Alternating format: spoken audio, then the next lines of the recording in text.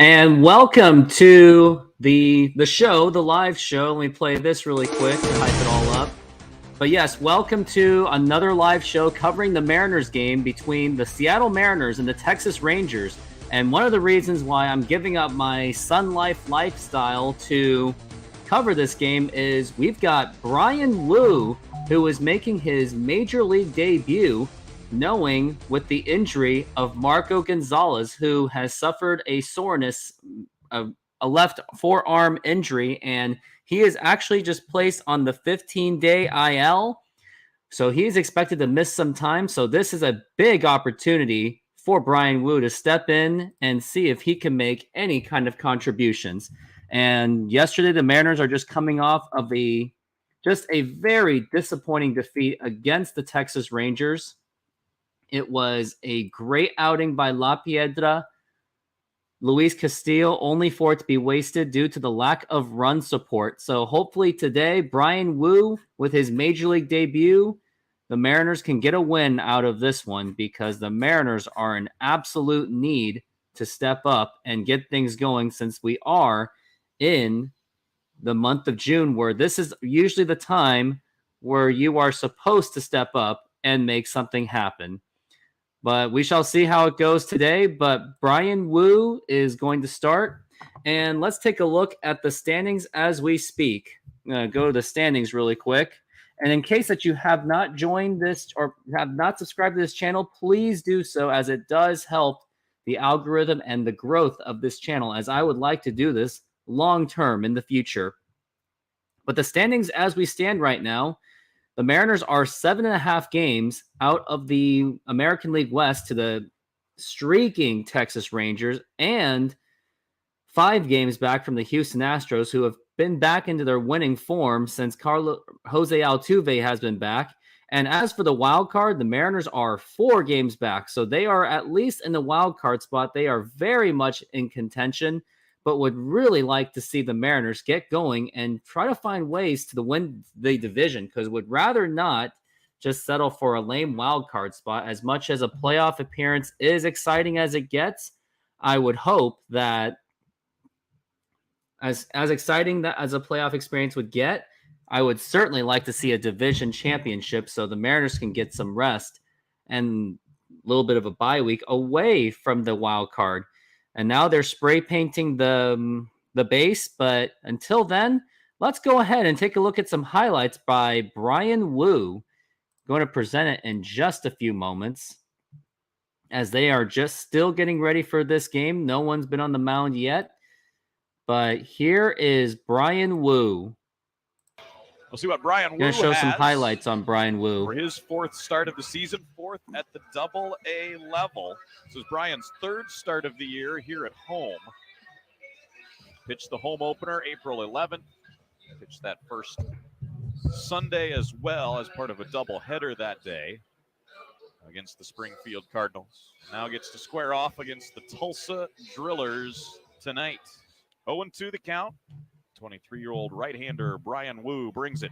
Swing and a miss. Took something off with the breaking ball right there, and he's got a 3-pitch strikeout to begin the night. 2 balls, 2 strikes. Woo trying to close the first. Runner bluffs the start. A fastball is in there. Called strike 3 at 95 miles per hour. Mr. Woo will be ready for that ball game tomorrow. I'm sure he'll catch the end of it after this Travs game ends tomorrow. Swing and a miss at the 2-2. Lewis gone on strike. So yeah, those are some things to look at for Bryan Woo, something to look forward to. Now let's take a look at some of the stat lines of Bryan Woo. And just bear with me, I have a tablet right in front of me because I don't want to just look left while I'm covering the game. Come on. I'm going to look up Bryan Woo, who did start in the season in Double-A Arkansas, and I just want to see how his numbers were. So Bryan Woo, born in 2000, January 30th, interestingly 20 days after Ken Griffey Jr. was traded to the Cincinnati Reds, was born in Oakland, California, grew up in California. And here's how he did in the minors this season. A 3-2 record with a 2.05 ERA in 9 starts. He had 59 strikeouts, with just 12 walks. And he gave up 27 hits, 10 earned runs total, and gave up 2 home runs. So we're going to see how he does. Hopefully he can step in, and that will make basically everyone right-handed starters, as the Mariners do have pretty much all right-handed starters. You got Luis Castillo, Logan Gilbert, George Kirby, Bryce Miller, and now Bryan Woo. And we'll have to see if Bryan Woo fits in to that spot. So we're going to see where it goes, and they're still doing the pregame show as we speak. And until then, going to show a quick commercial with Modern Exterior Solutions. Going to take it away right over here. Modern Exterior Solutions is a fully licensed and insured full-service exterior renovations company serving Seattle and East Side communities. We know that a home is one of your most important possessions. That's why we're committed to providing high-quality, affordable home renovations for each customer's individual budget. We're diverse enough to meet the challenges of any project you put in front of us. Our workmanship minimizes the use of third-party services, and our team works together to meet all your deadlines. Anytime there's a challenge, we work with you to find a solution. We're proud to work with distributors of quality brand products with durable, ample protection from the elements for a variety of applications, including James Hardie siding and trim. Talk with us today about your project's needs, and we can help you solve all the challenges along the way.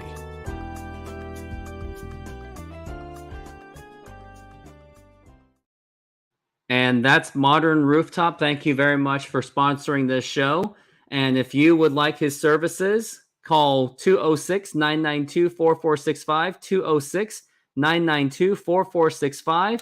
And here's the promo code, Modern Rooftop. And they are right now showing Julio Rodriguez warming up, and looks like they're going back to commercial break once again. But let's go over yesterday, as yesterday's game was just an absolute embarrassment. We saw the Mariners go down to the Texas Rangers 2-0 on a great pitching effort by Luis Castillo. Luis Castillo, he is now sitting at 4-3 with a 2.55 ERA. Really should only have one loss to begin with, but something happened. And then for the hitting end, basically almost nobody hit at all. Mike Ford got at least his first hit. And then for the pitching, Luis Castillo had 6 strikeouts on 99 pitches, gave up 5 hits. It was just a 5-hit effort, but he just happened to give up a run.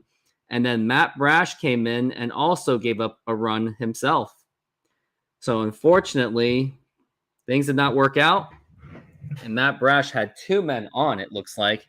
And he continues to show his struggles with the bullpen. And as for Marco Gonzalez, as sad as that story is, although he is 4-1, he has an above 5 ERA, and it is very unclear to see where Marco Gonzalez is going to be with the Mariners going forward, especially if these starters somehow get something going, because I'm going to show Marco Gonzalez's contract. And if you haven't subscribed to the show, please do so. So in 2020, in February of 2020, when he was at least in the prime of his career, He had a 4-year, $30 million contract. And he's still pitching into 2024, where he is going to make $12 million, along with a club option for 2025. So, I mean, I would say that the Mariners aren't going to pick up that option. I don't think he's getting that $15 million option at all, unless he completely somehow turns it around, which I just don't see happening. But yeah, club option for 2025. So he could be a free agent by as early as 2025. So hopefully, maybe, I mean, I don't see the Mariners. And the thing is, even if the Mariners do trade him, it's not like they're going to be free of his contract. They're probably going to pay the majority of it. And hopefully they will not pull something like a Bobby Bonilla at all, because that would just not be good. And this guy says Gonzalez sucks. Yep, unfortunately, but don't say that if you're a Mariners fan, because Mariner fans don't take that lightly, as there were some pretty disturbing comments on Marco Gonzalez. But I do think that there was a little bit of overreaction. Like, the criticism is well deserved because he hasn't been the same since the 2020 season where he was one of the better pitchers in the league, but now he is not so much right now. And looks like there's some fans there in Texas showing some support. Well, two of those fans have like their Ken Griffey Jr. newspaper on it, but looks like they are about to play ball. And here it is. We got the Seattle Mariners at the Texas Rangers. We've got Mariners are at 29-28, hoping to stay above 500 after today with that victory, because it would be really nice to get that victory. And looks like J.P. Crawford is up on the plate. And here comes the first pitch. And here it is. And he will take it for a strike, as it was in the upper right-hand corner. And we are underway here in Texas. And here's another pitch to JP. He swings and misses. Already has 2 strikes up against him right now. And JP Crawford, he's 0 for 4 in this series. And here's the 0-2 pitch. Make that 0 for 5. It's a swing and a miss, strike 3. And he will go down in strikes, as JP Crawford just went down in just 3 pitches. And here's the starting lineup. Got Ty France after that, Julio Rodriguez, Teoscar Hernandez, Jared Kelenic, Eugenio Suarez, Tom Murphy, AJ Pollock, and Jose Caballero. Surprisingly, the Mariners don't have Mike Ford, as he did show a little glimpse. He at least got a hit. And Ty France takes a swing and a miss, and that is 4 strikes in a row by Andrew Heaney. Andrew Heaney, 10 starts, 4-3 record with a 3.76 ERA. And here comes the pitch, and it's a swing and a miss, strike 2. Strike 2 for Ty France. And as of now, Andrew Heaney is very close to being just 3 pitches away from the immaculate inning. And that is a foul ball, and there goes the immaculate inning. Very much. So Ty France, he is 2 for 7 in his career against Andrew Heaney. Here's the 0-2 pitch. He takes it for a ball. And good eye by Ty France, because it pretty much just hit the dirt. Ty France, he is waiting up on the plate. He is ready. And here is the 1-2 pitch on the way. And it's a swing and a miss, strike 3. We got 2 strikeouts already for Andrew Heaney. And he just easily went down. Only saw 1 ball, was a nice fastball, went right up on him. And now the Mariners have 2 down for Julio Rodriguez. Julio Rodriguez has been picking up quite a bit lately. Didn't really show much yesterday, but here he is. And the pitch, and that is up for a ball. And Julio Rodriguez yesterday, he was 1 for 4, struck out twice. So not a great game for Julio Rodriguez whatsoever. Here's the 1-0 pitch, and it's outside for ball 2. It is a 2-0 count for Julio Rodriguez. And Julio is unfortunately 1-4 in this series.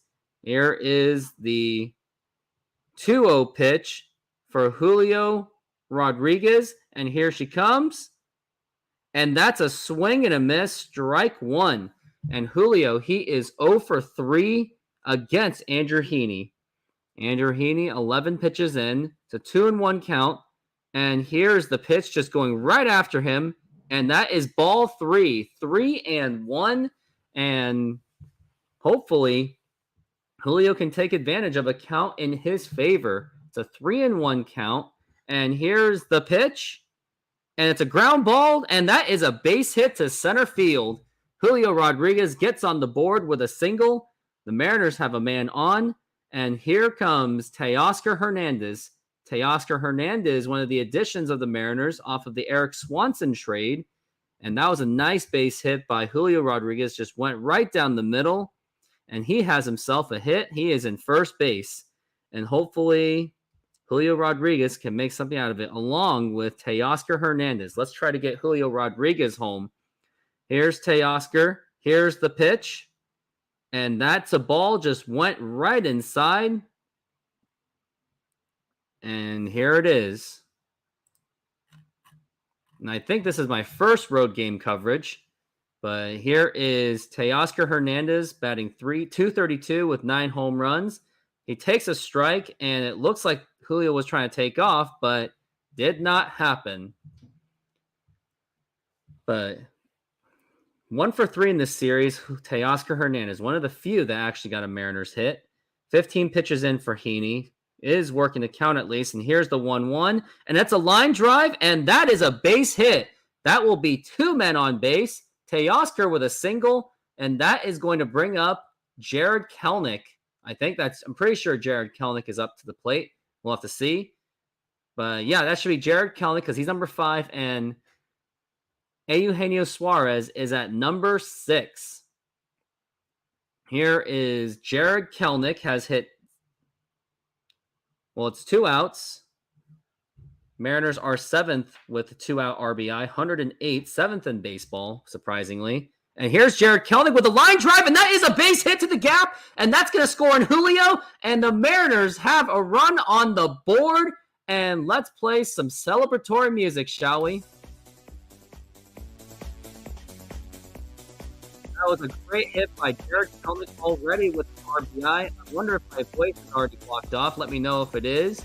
But that was a nice hit by Jared Kelenic. Very clutch moment with 2 outs. Gets an RBI. And Jared Kelenic, he has been clutch with the Mariners all season long. And there it is on the board, 1-0. And here comes Eugenio Good Vibes Only Suarez. And here it is. And checks in for a ball. It was as if the Mariners were on their way to give Andrew Heaney an immaculate inning, which luckily that did not happen. Jared Kelenic taking a small lead at first base, got Teoscar at third. Here is the 1-0 pitch to Eugenio Suarez, and takes it for ball 2. And just a reminder, there are 2 outs, and the Mariners still somehow came up with the run. But I guess they are one of the clutch offenses in baseball when it comes to 2 outs. 107 RBIs with 2 outs, along with being 7th in Major League Baseball. And here is 2-0 pitch to Good Vibes Only. Takes a swing and a miss, and that would have been a strike anyway. And I was asked if I can give an autograph, I'll do it on monetization. And if you want to help me get monetized, subscribe to this channel because I do need every bit of it. Eugenio Suarez, 214, 6 home runs, 34 RBIs. And here is the pitch. And another swing and a miss. And the Mariners are down to their final strike for this inning. Unbelievable. And once we get to commercial break, I will show another video on Bryan Woo as soon as we get to commercial break, as I would like to occupy time with some stuff of my own. And here is the 2-2 pitch on the way for Eugenio Suarez, and it's ball 3. Good eye by Suarez, and it's a 3-2 count. The runners can take off. And let's see how this happens. Regardless of what happens, runners can take off since there are 2 outs. And here is, he's waiting. Andrew Heaney has been 22 pitches in this inning. And here is the 3-2 pitch, and that's going to be ball 4. And that's going to be a walk. Suarez didn't get the hit. He didn't get the home run, but what did he do? He got on base. And it looks like we got the pitching coach coming right up. Either that's Bruce Bochy or the pitching coach, having a little bit of a chat with Andrew Heaney, who has been struggling quite a bit. He now has the bases loaded. And I believe it's going to be Tom Murphy up to the plate. So we'll have to see what is going on. Already 20 minutes in. Would like to get some subs in there if you can. Put it in there. But after this, I will show a Bryan Woo interview video.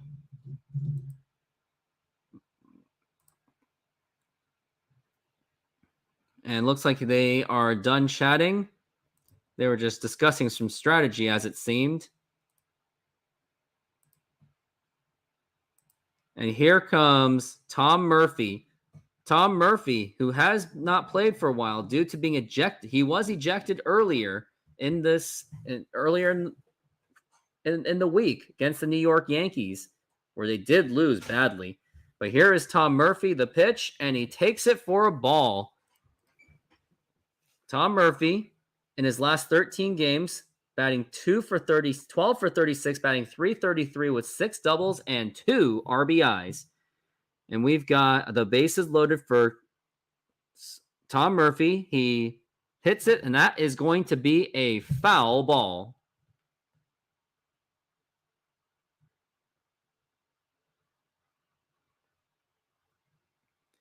We got Tom Murphy. He's waiting on a 1-1 count. And here is the pitch. Here it comes. And that is a swing and a miss, strike 2. And once again, the Mariners are down to their final strike. Can the Mariners extend this inning, which I would certainly love to give some cushion for the young Bryan Woo. Bryan Woo is 23 years old right now. Here's Tom Murphy. He's waiting on the 1-2 count. And here it is. And that's a foul ball. Mariners are in Texas, Arlington, in Dallas. That's where I was actually planning to be today, but the trip just didn't happen because I have other obligations going on. And just so you know, just a reminder, I will be inactive from Monday through Thursday due to being out of town. And here's the 1-2 pitch, and that's a ground ball, and it's foul. Mariners, by the way, have only 2 grand slams this season, J.P. Crawford and Taylor Trammell. And Taylor Trammell was recently sent down to Tacoma due to just not picking it up at all. And I think he may have seen his last days in Seattle. Tom Murphy, he's working on a 1-2 count. Here's the pitch, and it's ball 2. 2-2 to count. 2 balls away from making it 2-0. Let's see if that can happen at least in somehow, some way. They're showing the big 3 on the TV. Got Logan Gilbert, Bryce Miller, and George Kirby, formidable pitchers. Although Logan Gilbert would like to get something going. And then we got Bryan Woo. 4 starters on the Mariners in one spot. 2-2. And that is ball 3. Full count 3-2. The runners can take off. And let's see if the Mariners can make this happen. Let's see if they can extend this inning. Got A.J. Pollock on deck. Got the 3-2 count to Tom Murphy. Let's see if he can make something happen. And here is the 3-2 pitch. And did he go appeal? And he went. And that is strike 3. The inning is over. Tom Murphy just couldn't believe it. And that will retire the side. The Mariners did get at least, fortunately, at least 1 run. And that will retire the side. And let's show the Bryan Woo video during this break.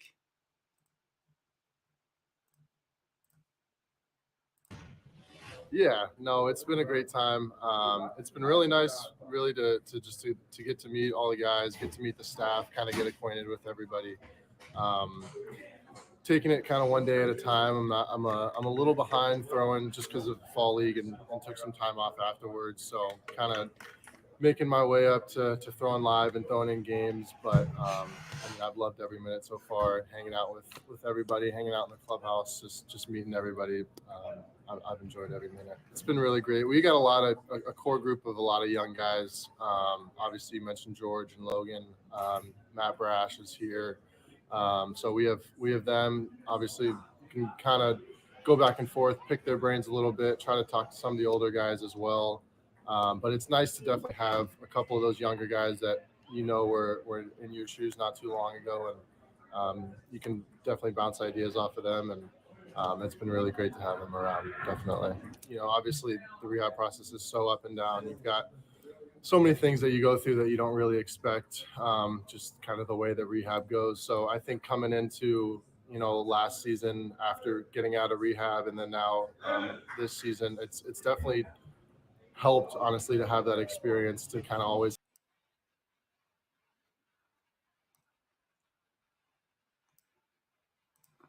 And we are back after the break, and we've got Bryan Woo, who is set to make his major league debut.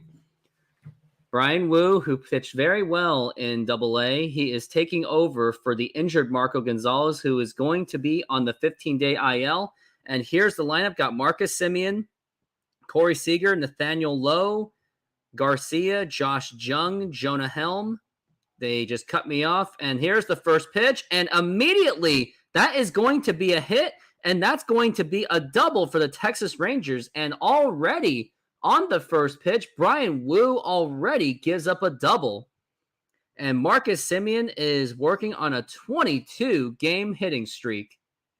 It just went right through Eugenio Suarez. Could have been a good play, but it just went right through him. I think Seager would have gotten that personally. And Bryan Woo, once again, making that major league debut. Corey Seager is up to bat. I really miss his brother Kyle Seager for sure. And that's a line drive, and that is a base hit, and already one run is going to be surrendered. That is an RBI single for Corey Seager, and in just 2 hits, Mariners already gave up a run. Bryan Woo already giving up a run. The first impression certainly has not been nailed at the major league level. It was a nice liner by Corey Seager, and next thing you know, the game is already tied. Looks like it's going to be a busy day for Bryan Woo today, as he has already given up a hit. And here we go. We got Nathaniel Lowell, and here is the pitch, and finally does not get contact, but it is a ball for ball 1. And already 3 pitches. It's already 1 run in. Nathaniel Lowell, 275, 5 home runs, 32 RBIs.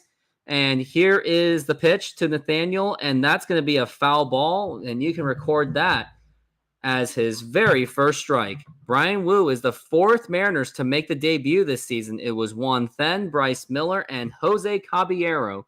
With a strong farm system the Mariners still have, hopefully they will make contributions in the future.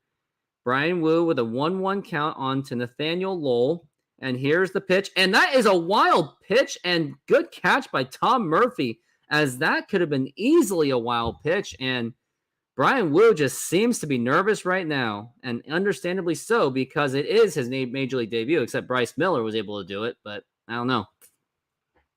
Nathaniel Lowell working on a 2-1 count, and here it is. And that is a swing and a miss, and that's the first swing and miss action by Bryan Woo. It was a 96-mile-an-hour fastball, so he does have a really nice arm. He needs to get his control. He just needs to settle down, just not be so uptight, as he already gave up 2 hits. And here is Bryan Woo, 2-2 count, and that is a foul ball. And Texas, they really are looking forward to just trying to batter him up right now. Bryan Woo, he looks really nervous right now. But he's getting ready, just waiting for his command. He got what he wants. He is ready. And here is the 2-2 pitch. And that's a strike 3 called. And that is his first strikeout. After giving up 2 hits leading to a run, Bryan Woo records his first strikeout. Congratulations, Bryan Woo, on making your first strikeout on your major league debut. It was a nice pitch right up the middle. Looks like Lowe just wasn't ready for it. He just watched it happen. But Bryan Woo finally gets an out. And here is Garcia. And did he go? He did not. And that's going to be a ball. Garcia, one of the home run leaders of this league, with 14. And he is 1 for 4 in this series. Garcia waiting for the pitch by Bryan Woo. And here is the 1-0 pitch. And that is a ball. Ball 2. Looks like he's throwing nothing but fastballs. Would like to see this kid just mix it up just a little bit. Can't just keep throwing fastballs. Otherwise, that's going to be easily figured out. But Bryan Woo, let's see what he's got. It's a 2-0 count. And here it is. And that is a ball, another fastball, 3-0. And looks like you've got to pitch a strike on this one, or else next thing you know, it's going to be a walk.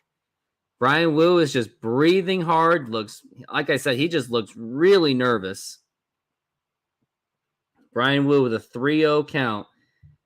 And here is the pitch. And that's going to be a ball 4. Another fastball being used. And Tom Murphy can give the ball back to him. But now got runners at first and second with only 1 out. Bryan Woo on 12 pitches.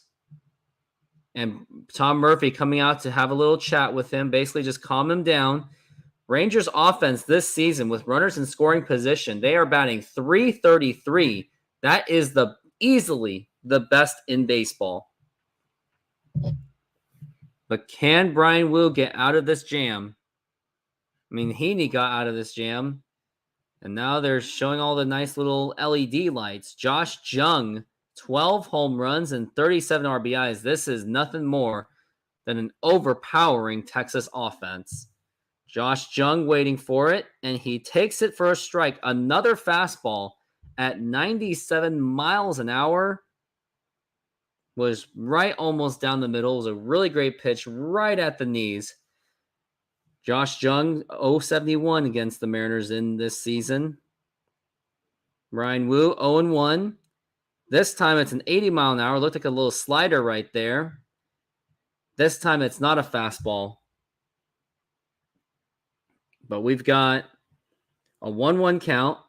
It is 1 out as we speak.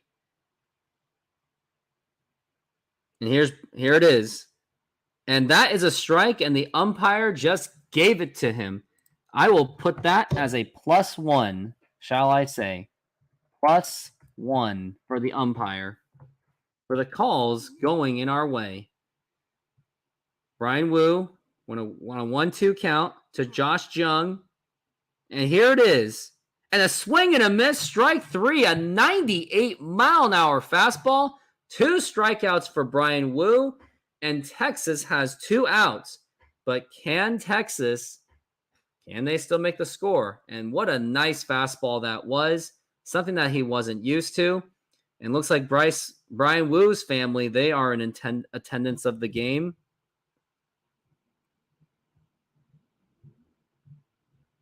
And they're still showing it to him. A lot of his family's there. And that is a foul ball. Jonah Heim, and they're still panning that camera. It looks like that's Bryan Woo's father, along with Bryan Woo's mother, in attendance today. Multi-racial, that is. And here's Jonah Heim. He's waiting for the pitch. And here it is from Bryan Woo. A swing and a miss, strike 2. 2 strikes for Bryan Woo. He has now 2 strikes already, but down to the final strike. And let's just hope the Mariners can get out of this jam. They have already given up a run, but hopefully with Bryan Woo, looks like he's starting to settle down just a little bit. I'm going to knock on that wood. Bryan Woo, he now has 18 pitches. Jonah Helm, very dangerous with runners in scoring position. And here is the 0-2 pitch on the way, and it's line drive, and that is foul. Had that been fair, likely would have been 2 runs. And I see that I have 3 viewers right now. Would love to see your comments to help better engage in this video. Jonah Heim has a strikeout rate of 17.8, which is below league average, so that's good for him. But Jonah Heim, he's waiting for it. It's going to be the 0-2 pitch, and here it comes from Bryan Woo, and it's a line drive, and that is a foul ball once again, barely reaching foul. But man, I think it seems that they're starting to figure this guy out, because all he's doing is just pitching fastballs. But that time, that looked like a little bit of a slider, which he does seem to have. But Bryan Woo is just trying to get himself out of this situation. He's working on 20 pitches, and I don't expect him to keep going any longer. But here's Jonah Heim. He really wants to drive it to right field. And here is the 0-2 pitch. And it's a line drive, and that is going to drop in for a base hit. 1 run will score. Texas Rangers have the lead, and the throw to second, he is safe. Looks like that was a lazy throw, too, by A.J. Pollock. Not a good throw at all. Almost could have gotten him out. But now it's 2-1. Got men on first and third. And that is with 2 outs. I lied. It is a 3-1 advantage. So Texas got 2 runs in there. And now it's 3-1. Bryan Woo has already given up 3 runs. And I don't know about that one. And that was not the throw by Pollock. That was the throw by Julio. But it was just a very just lazy throw. Not a good throw by Julio. Could have been a lot better than that. And that was on 2 strikes, by the way. That was 2 strikes. Quite disappointing to not get the strikeout out of that. Now that there's already given up 3 runs, especially when you have a troubling Mariners offense.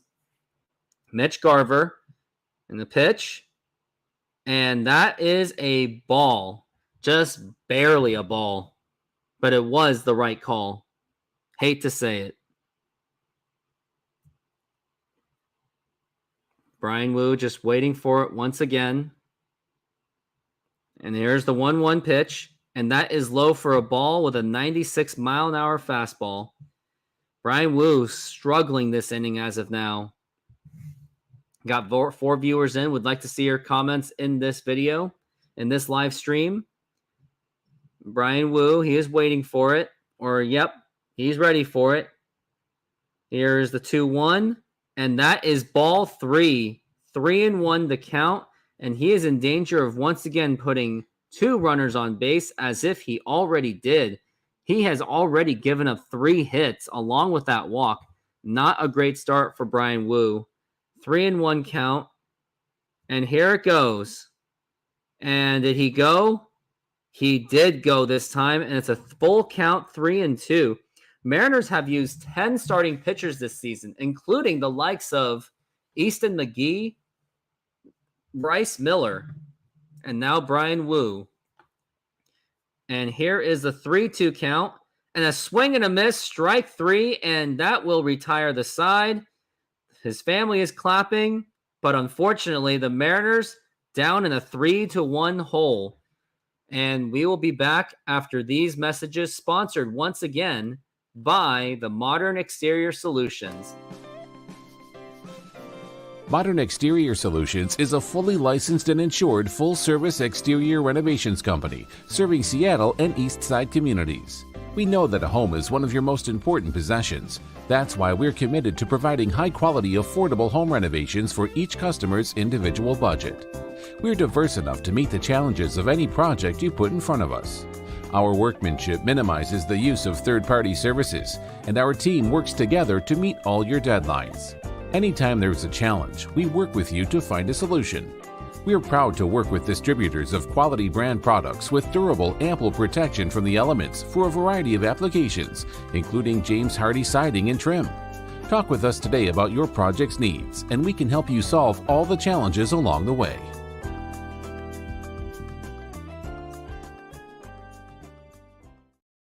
And once again, if you would like his services, here it is. We've got 206-992-4465. That is 206-992-4465. And use the promo code Modern Rooftop for 20% off of your first ever service. And Mike is asking, that's his name, Mike PD is going, can I get your autograph? He's already know that. How old is Woo? Woo is 23 years old, and I'm pretty sure he is half Korean, half white. Multiracial, that is. And looks like they're showing that Roost Sports, and they have just brought back into it. Bryan Woo gave up 3 runs on his first outing, his first inning on his debut.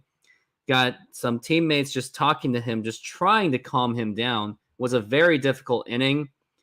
It was just a matter of nervousness. Like, he just wasn't really mixing up his pitches at all. He was just nervous, and Pollock takes it for a strike. It was a 79 mile an hour. Got A.J. Pollock, 4 home runs, batting 161. Not a great season for Pollock. And here's the pitch. And that is a ground ball to third base. Should be an easy play. The throw to first, and it's in time. And we got 1 out already. What a tough game this has been for the Seattle Mariners already.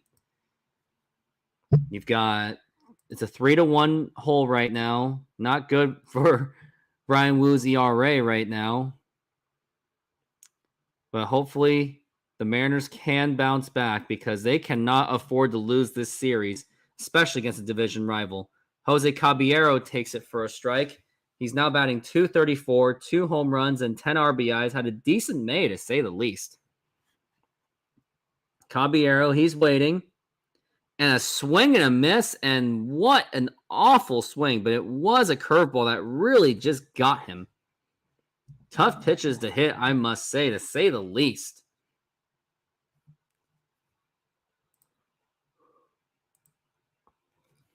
Jose Caballero made his debut on April the 15th against the Colorado Rockies. And here's the 0-2 pitch. Did he check swing? Did he go? He did not, and it is a 1-2 count. He really got away with that one.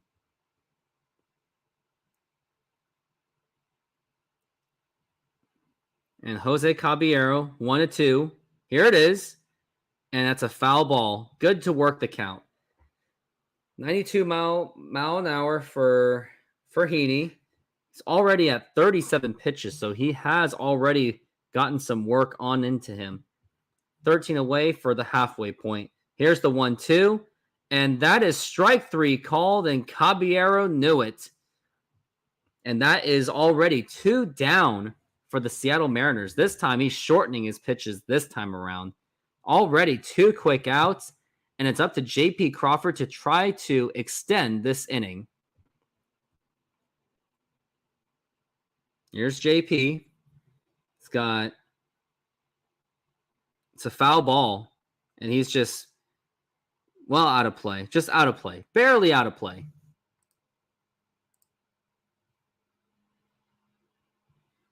J.P. Crawford, he is waiting for it. An 0-1 count. He's batting .245 with 3 home runs and 22 RBIs. And this time it's a ball. That was a pretty obvious one to not hit. JP had a 6-game hitting streak. It was snapped yesterday. Andrew Heaney on 40 pitches. And here is the 1-1. And it's a line drive, and that is caught by the second baseman. And this inning is already over. That was an easy 1-2-3 for the Texas Rangers, and Bryan Woo barely got to catch a break. Now, let's take a look and see what other videos I can show during this commercial break. Let's try to see if there's anything on my channel.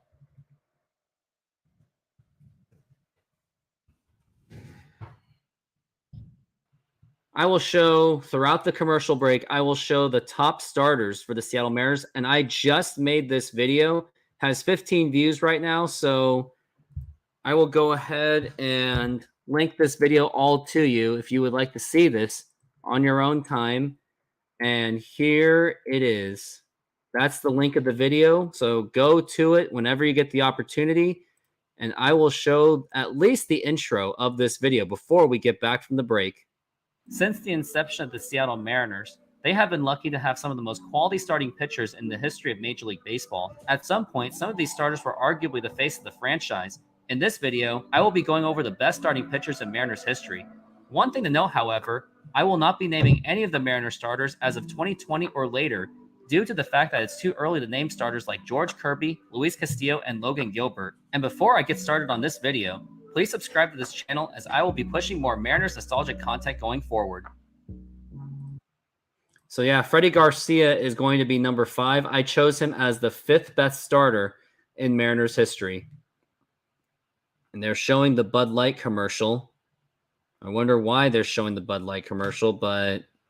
And they're still showing people wearing masks. Like, what is this? This is not 20... Oh, it's UW Medicine. I thought it was a Bud Light commercial. I was like, oh, never mind. But starting tomorrow for Texas, we got Nathan Elovaldi. He is now 5-0 with an 0.77 ERA. So Mariners really got to win today to at least avoid a high chance of a sweep against the Texas Rangers. And they really should have beat them in the last. And once again, we are back from the break. They're still showing the guys' statistics. It's kind of like, okay, can we get to the game right now, please? But, yep, here it is. And Bryan Woo, hoping to redeem himself after that very difficult first inning, has 27 pitches to his name. and takes it for a ball. And Texas, their team ERA is 2.28 in his last 9. Got Bryce Miller tomorrow, but it's still going to be a tough game. Don't expect any kind of run support. And it's a ground ball, and once again, that is a base hit. And looks like this is going to be a long game for the Seattle Mariners. That's all I can say. It was a base hit. And already a single. And it's 29 pitches already. And Bryan Wu. We got Leody Taveras. Got 2 home runs, batting .303. Bryan Wu's waiting. Hope he notices that the pitch clock is going down. It is dangerously going down. Gets off in time. Strike. Looked like it was going to be a pitch clock violation. It got really close to it. It's an 0-1 count. Bottom of the second. Here's Bryan Wu. And that is a foul ball. Strike 2. Let's hope the Mariners can do anything out of this. Just get out of this inning, help the offense get some confidence, and let's get some scoring in there because they're definitely going to have to score this inning. They are not, or this game, because I'm already seeing at least at the very best case scenario, a lost series because tomorrow with that guy pitching, I don't expect the Mariners to win that one at all. Here's Taveras. Here's an 0-2, and that's strike 3 called, and that will be Bryan Wu's 4th strikeout. Other than giving up the 3 runs, Bryan Wu is already on his way with 4 strikeouts. So that's very impressive by Bryan Wu. Has a nice fastball, but that's all he really uses. He's really got to work on his stuff going forward. Marcus Semien, the leadoff, who hit that single last time. Well, actually, it was a double. And Semien takes it for a strike. Does not swing at it this time. It was a 97-mile-an-hour fastball. He does have a nice arm, but he doesn't really have anything else to offer right now. And Marcus Semien on a 22-game hitting streak. And here's the pitch. Outside for ball 2. That's slider.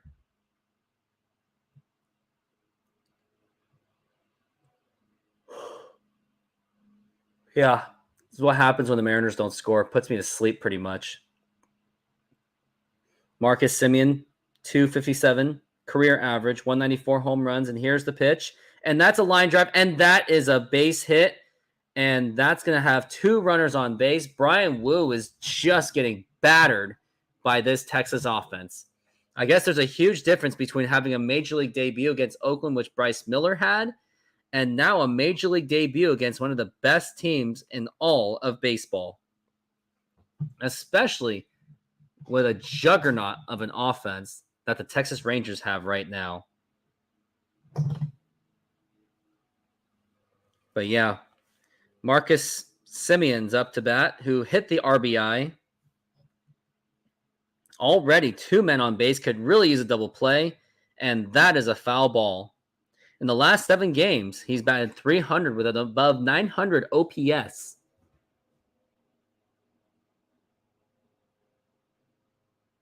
Bryan Wu, he is waiting for it. It's an 0-1 count. And here is the 0-1 pitch. And that's a ground ball, and that is a fair ball. That's at least going to score a run. That's probably going to score 2. He is still waving him home, and the throw to the plate, and it is wild throw. Just went right past Murphy. That may just be the man going to third. I'm pretty sure. But now the Mariners are down 5-1. Unbelievable. Mariners are already on a 5-1 hole. It was one man just went right through Ty France, and it wasn't even close for him to get it. But that is a 2 RBI double, and Caballero's throw was just way off. Scott Service not looking happy right now with Bryan Wu. And just by my first impressions, I think Bryan Wu, either he's just really nervous, just getting battered by Texas, or maybe I see this guy more of a bullpen pitcher. But Bryan Woo is not off to a great start. He seems really nervous out there. Just throwing fastballs after fastballs, not really using his best stuff right now. He has 38 pitches. Nathaniel Lowell had a strikeout. And here is, he checks the runner, and here's the pitch, and that is a strike. But I would expect some kind of activity in the bullpen because it's already given up 5 runs, and the offense is not really doing anything at all. All he had was an RBI by Jared Kelnick. Here's the 0-2, and that is a foul ball. And it looks like I'm already losing the audience too. They don't really want to tune in for a game like this right now because of the fact that Mariners are down 5-1 already. Nathaniel Lowell, he's waiting. 0-2 pitch. And that is a line drive, and that's going to just drive in another run so easily. Another RBI single for the Texas Rangers, and the nightmare just continues. It really just continues. And I'm going to look at the Twitter feed and see what is going on. This is not a good Major League debut. So we are charging that third one on Cabby, right? Someone said that 14 minutes ago. Bryan Woo Day. Happy Bryan Woo Day. Did not age well at all. We got Woodworth going up, just talking to Bryan Woo. And ball game actually turning this off. Jay Trident Podcast, my buddy of mine, has already turned off this TV. What a disappointing game it has already been. And we already got activity in the bullpen. And with Robbie Ray out for the season, Marco Gonzalez placed on the IL, Luis Castillo, 30 years old, Logan Gilbert, 26, George Kirby, 25, Bryce Miller, 24, Bryan Woo, 23. This is a very young rotation for the Seattle Mariners. But right now, 6-1. But man, what a nightmare start for Bryan Woo. It's already broken the first impression. Marco Gonzalez never even got to this level, and I'm sure the fans are now eating their words after talking all that whack on Marco Gonzalez. Here's the pitch, and that is a strike. It is a 1-1 count, but Bryan Woo was only brought in because of injury, so they felt that they really didn't have much of a choice at all. But right now, man, Garcia, when you have him, this is nothing but trouble. Here's the 1-1, and that's a foul ball, and that is a 1-2 count. Texas Rangers 17-8 at home right now.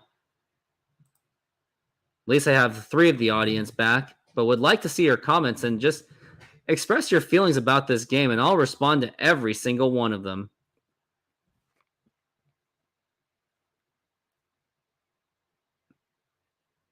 (17-8) home record for the Texas Rangers.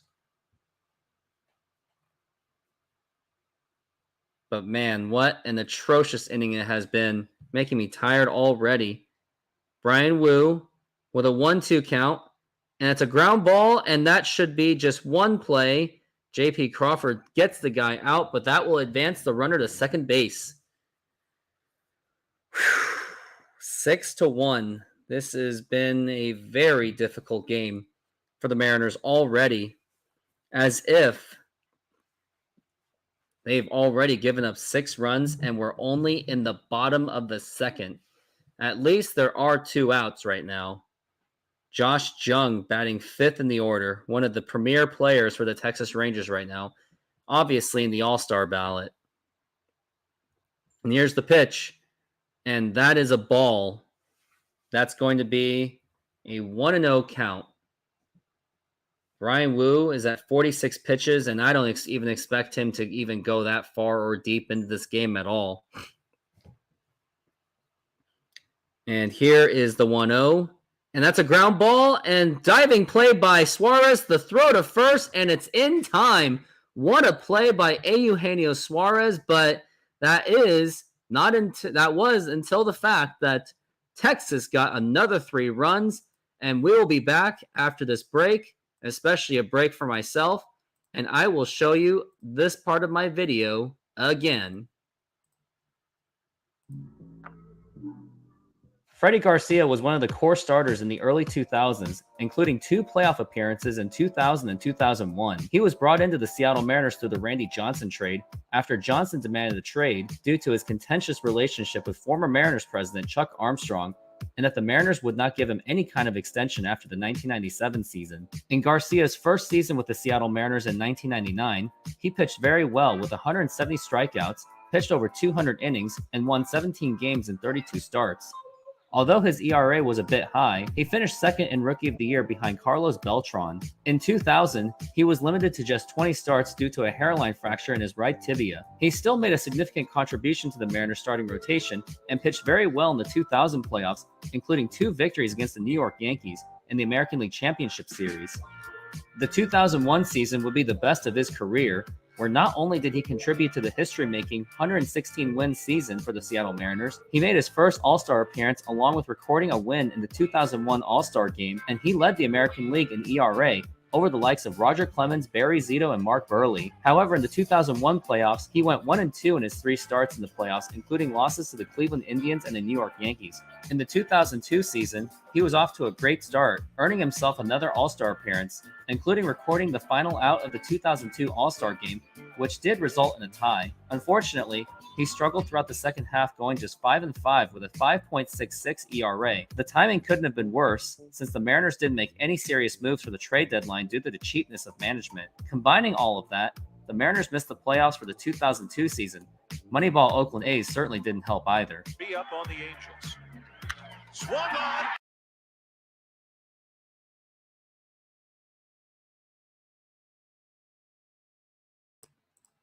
And we are back from the break. I hope you enjoyed that part of the video where I explained that Freddie Garcia is the 5th best starter in Mariners history. And we got Ty France, who just hit a double. Mariners are now on the board with a man on base. And Ty France just hit a nice one. It was a liner to left field, and it was a double, hoping that to give Bryan Woo some kind of run support. And now you got Julio Rodriguez up to bat. He is the number 3 guy in the order, which personally I thought he should have been the 3rd guy this entire time rather than having him put him in like the leadoff hitter, which I thought never made any sense at all. But Julio Rodriguez, he's 1 for 1 with a single, and he did score in the run thanks to Jared Kelenich's hit. And that's low for ball 1. So Julio Rodriguez trying to make something happen for this team. Julio's batting .249, 10 home runs, and 31 RBIs. Let's see if Julio Rodriguez can do something out of this one. And here's the pitch. He swung at a really bad one, and that's foul. Well, foul that was, of course, and then take a nice bouncer, and someone catches it. He must be a really happy fan. Caught it with his left hand, too. You can see the popcorn in the background. Probably a waste of money, in my opinion, but they paid for it. It was their choice, I guess. Here's Julio. He's working on a 6-1 count. Or, I'm sorry, 1-1 count. Now it's a 2-1 count. Good eye by Julio.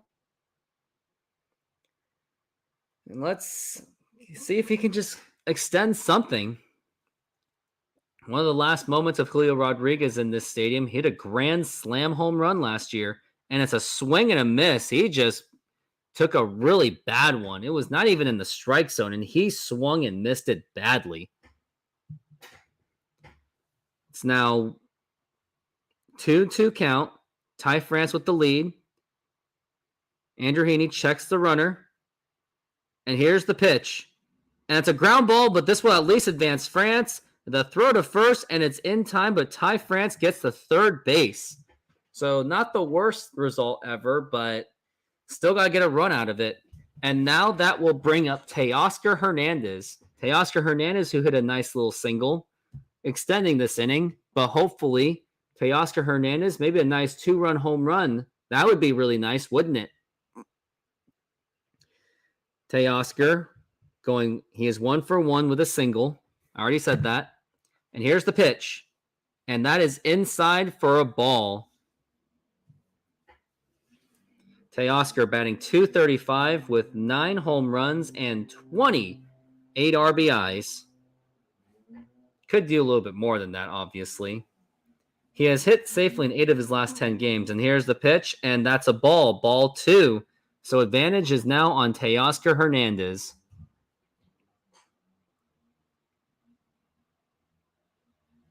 Teoscar, 2-0.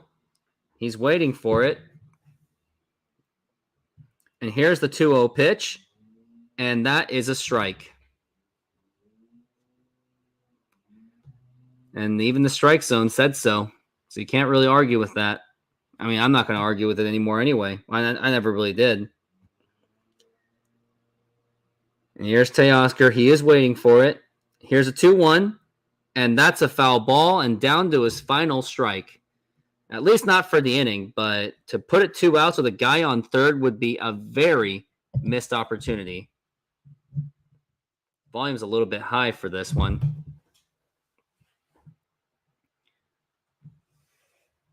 And for those that have not subscribed, please subscribe to this channel. Here's Teoscar Hernandez. He is fighting with a 2-2 count. Heaney on 51 pitches, and here it is. And that is inside for ball 3. That was up and in. 3-2 count. But I would like to bet that he's going to try to mix this one up. I don't know. I don't know what he would do in this one. But here it is. The 3-2. He's going right after it. And that is popped up. And that is extremely playable. And he's there, makes the catch. And it's not deep enough for a sacrifice fly. Not even close. And that is 2 outs.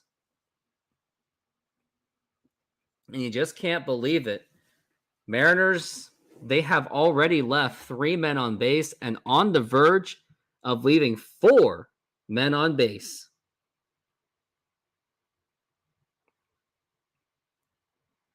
It's not much fun when you're doing this show by yourself, I will say that. But here's Jared Kelenic. See if he can make some 2-out magic out of this one. Here's Jared. And here's the pitch. And it's inside for ball 1. It's a 1-0 count for Jared Kelenic. He is 1 for 1 with an RBI single.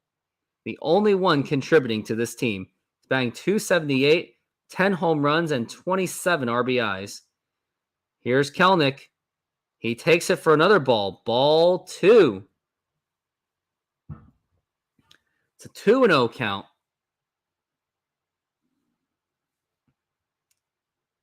And Heaney. Versus lefties, Jared Kelenic actually does better. .333 with 4 homers. And that's a 3-0 count. And I would say if the bases were loaded, I would take the red light. But with the situation, you guys after that, I'd go after it. Not much you can really do right now. Here's the pitch. And ball 4 wasn't even worth that pitch. So he takes the walk. Jared Kelenic didn't get a home run, didn't get a hit, but he did get on base. And here is Eugenio Suarez. Got men on first and third. Would absolutely like to see anything of a hit that would constitute a run. Mariners' record against divisional opponents, they have been pretty decent against them, to say the least. And Suarez just took a nasty one. It was a fastball for a strike. He swung and missed that one badly. Suarez is batting 6th in the order today. Usually bats 5th, but not this time. And here's the pitch. And it's outside for ball 1. But Suarez really has got to do something right now. He walked his last time around. He has 6 home runs, 34 RBIs. And here's the pitch. And he takes it for a ball. The catcher really tried to sell it, but it's not going to happen. He got a 2-1 count. Suarez, 365 with 4 home runs and 31 RBIs. So 36% chance, I guess, to get something. 2-1. And that is a 3-1 count. But I want to bet that he's going to throw a strike on this one for sure. Because with a high strikeout rate, Suarez had... No, it's a 2-2 count. I lied. He has batted 2nd, 3rd, 4th, 5th, and 6th this season. Suarez has been all over the place in this lineup. And that is ball 3. Full count 3-2. The runners can take off. But my bet is he's going to throw a strike. He is going to bank on the fact that Suarez, he does strike out quite a bit. He has a very high strikeout to walk ratio. But let's see if Suarez can extend this. And here's the 3-2 pitch. And it's a swing and a miss, just as I predicted. Strike 3. He went right after him. And that will retire the side. And the Mariners leave 2 men on base. And we will be back after this timeout.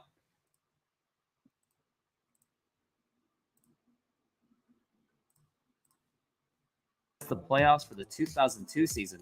Moneyball Oakland A's certainly didn't help either. Be up on the Angels. Swung on, fly ball, deep right field, they've done it again!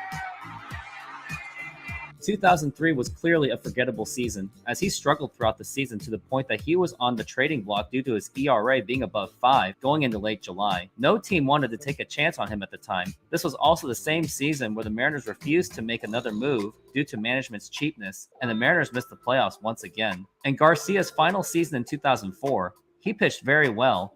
In fact, he pitched like the way he did in 2001, but unfortunately, there was no run support for him, which made his win-loss record look bad. Other than that, he pitched a 3.20 ERA and was actually the only effective starter for the Mariners in the rotation. However, he would be traded before the 2004 All-Star Game to the Chicago White Sox and would eventually be a key contributor to their 2005 championship. Mark Langston was a big deal for the Mariners at the time, as he broke out into one of the first superstar pitchers in Mariners history in 1984. The only other notable pitcher the Mariners had was Mike Parrott, who went 14-12 with a 3.77 ERA, which was the best out of any pitcher in Mariners history at the time, and Gaylord Perry, who just happened to be a Mariner when he won his 300th game of his career. In Mark Langston's first season in 1984, he won 17 games, which became the franchise record at the time, and struck out over 200 batters. He and other Mariners rookie Alvin Davis were key impact players for the Mariners as they improved from the previous season of 60-102 to 74-88, giving promise for the future of the Mariners. He eventually made his first All-Star appearance in 1987 with a 19-13 record and striking out 262 batters. In his 6 seasons in Seattle, he struck out over 200 batters 4 times. However, in 1989, he was traded to the Montreal Expos for the package that included wild-throwing left-handed pitcher Randy Johnson. I really hope that trade pans out. And we are back after the break, and it gives me the impression that Bryan Woo looks like he's been pulled from this game, and I think he did. He pitched 2 innings, 7 hits, 6 earned runs, but he did pitch 4 strikeouts. But it was just too much for the Mariners to handle, so they just pulled him out. It was only 2 innings of work.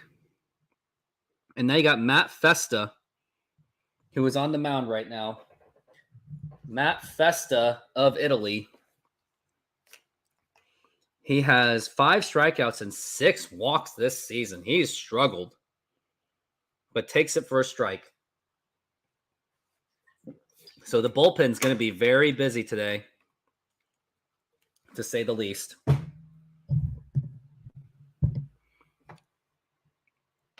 And here's Festa. Here it is. And that's ball 2. 2-1 the count. And it's not like Festa's doing any better already with the 3 pitches that he has thrown. And here it is. And that is a fly ball, but it is blooping. And Julio makes the catch. Wasn't clear who was going to catch it, but Julio got it. 6-1. And the Mariners, once again, they blew a fantastic opportunity to score. You had Ty France at least on third base with one out, and you still couldn't come up with a score.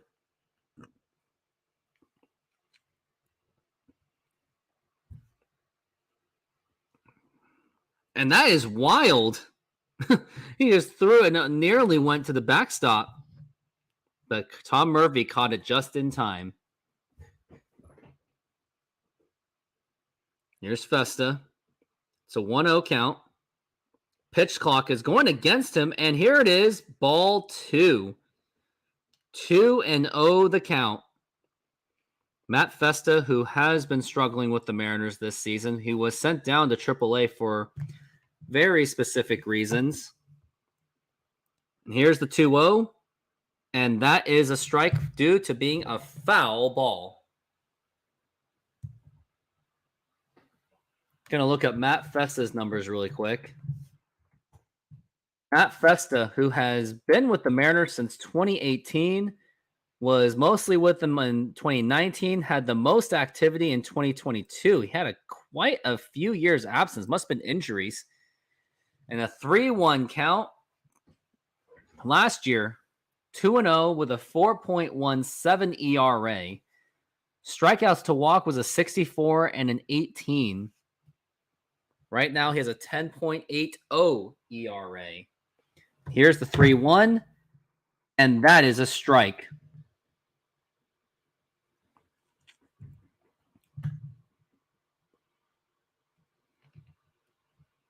$161 Major League wins. They're talking about the Mike Moore. Not sure who that guy is. But here's the 3-2, and a swing and a miss, strike 3, and that will be 2 outs for the Texas Rangers.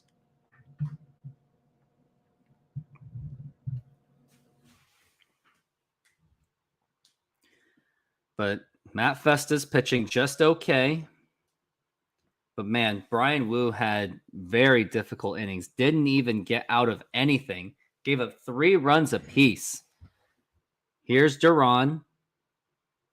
Here's the 1-1. And it's outside. He's been a little bit wild today for Matt Festa. I don't expect him to be pitching in this inning again. Next inning. Already has 11 pitches. Half of them have been wild, to say the least. Here's the 1-0. And that is a strike.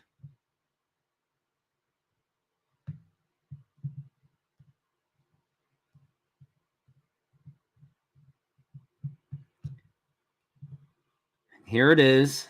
The 1-1. Pitch clock going down. And a swing and a miss. Strike 2. A little bit wild for Festa.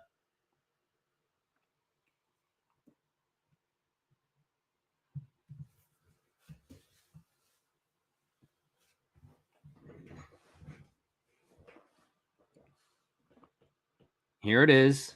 We're looking at a 1-2 count. Here's Festa again. And that is a ball 2. That was a bit wild. Matt Festa trying to get readjusted into the majors, as he did spend some time in AAA. Basically a glorified rehab place for professionals.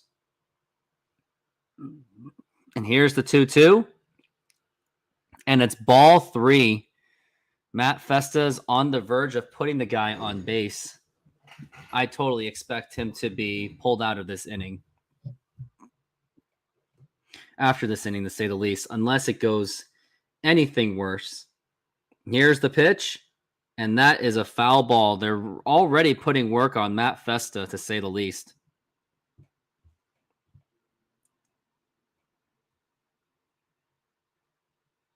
But man, what a difficult game this has been.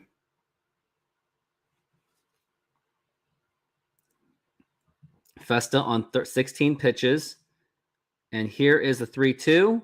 Here it is. And that is ball 4. Matt Festa just allows a walk. And there's a runner on first base for the Texas Rangers. This is a big opportunity for them to really pick some things up. I'm going to take my headphones for a bit since they are squeezing my ears. Although they are the Bose, they are the best ones in my opinion. Here is Leody Taveras, batting 9th in the order. He's 0 for 1 with a strikeout in the second. Here's the pitch and hits a foul right off of Tom Murphy's helmet. Luckily, he's okay, but that is an 0-1 count. Leody doing well for a 9th guy. 301 with 2 home runs and 20 RBIs. Here it is again. And here is the 0-1. Ball 1. Festa's not doing good. But personally, I don't really like this Matt Festa. I just don't think that he is the long-term answer for this bullpen. I just don't see it. But here it is. Pitch clock going down. Here's the pitch, and it's a swing and a miss. Strike 2. And they're showing that Mike Moore was a pitcher from 1982 to 1988 during the Mark Langston years, who pitched for the Mariners from 1984 to 1989 until he was traded for Randy Johnson, as if I already mentioned in that video. And here is the 1-2. And that's out. That is inside ball 2. Festa is really struggling to even get out of this inning. Doing better than Bryan Wu, but it's not really saying much at all.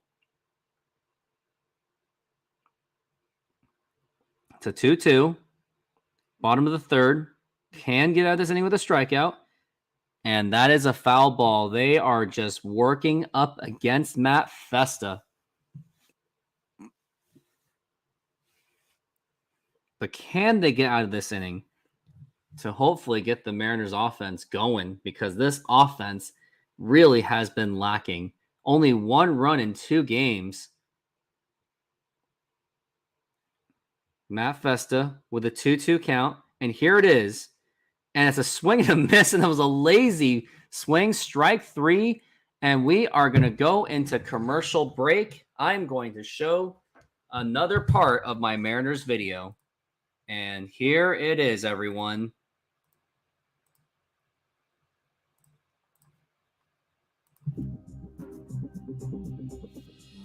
In 1996, Mariners lost Randy Johnson for the majority of the season due to back pains, and the Mariners starting rotation was left thin to the point Bob Wells became a starter while he was normally a relief pitcher. Before the trade deadline, the Mariners' top 3 starters were Sterling Hitchcock, Bob Wolcott, and Bob Wells, and those pitchers were not going to be enough to get the Mariners into the playoffs. At the trade deadline, the Mariners traded outfielder Darren Bragg to the Boston Red Sox for veteran left-handed pitcher Jamie Moyer. Moyer pitched well, going 6-2, and was a key contributor to the amazing September run to the playoffs, which did fall short, unfortunately. He remained on the Mariners as the second starting option behind Randy Johnson for the 1997 season, and he also pitched very well, helping the Mariners reach the playoffs. He went on to pitch for the Mariners until 2006, where he was one of the top pitchers for the Mariners, including winning 20-plus games in 2001 and 2003, along with an All-Star appearance. Unfortunately, from 2004 to 2006, he struggled with the Mariners along with the team, and he was traded away to the Philadelphia Phillies for a couple prospects that eventually didn't pan out. He would eventually win a World Series with the Phillies in 2008 and was inducted into the Mariners Hall of Fame in 2015. Jamie Moyer will always be remembered for his off-speed pitches and excellent control with the pitchers, throwing batters off balance. Ooh la la! Mariners baseball, Sodo Mojo.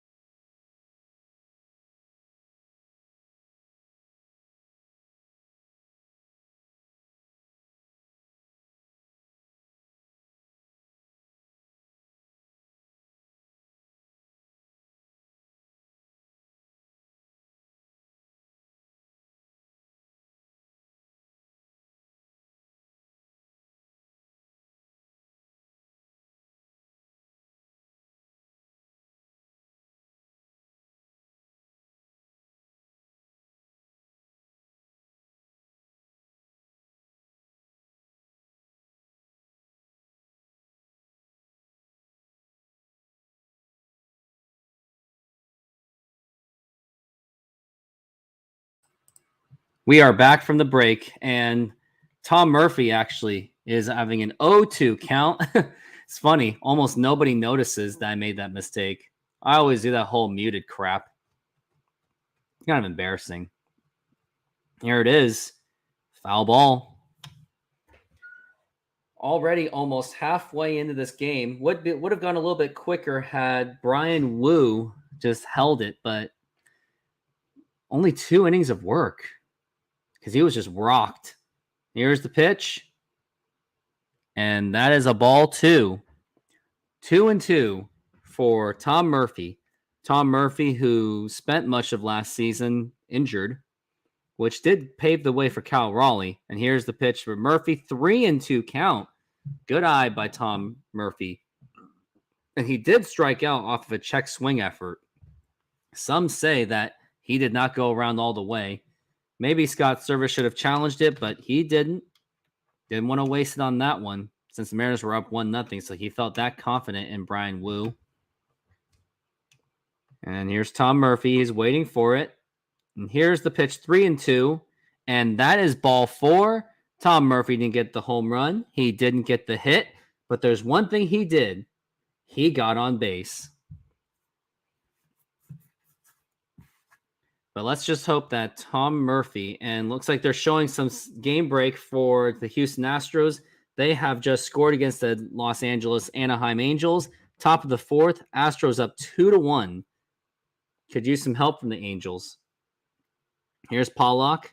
Swing and a miss.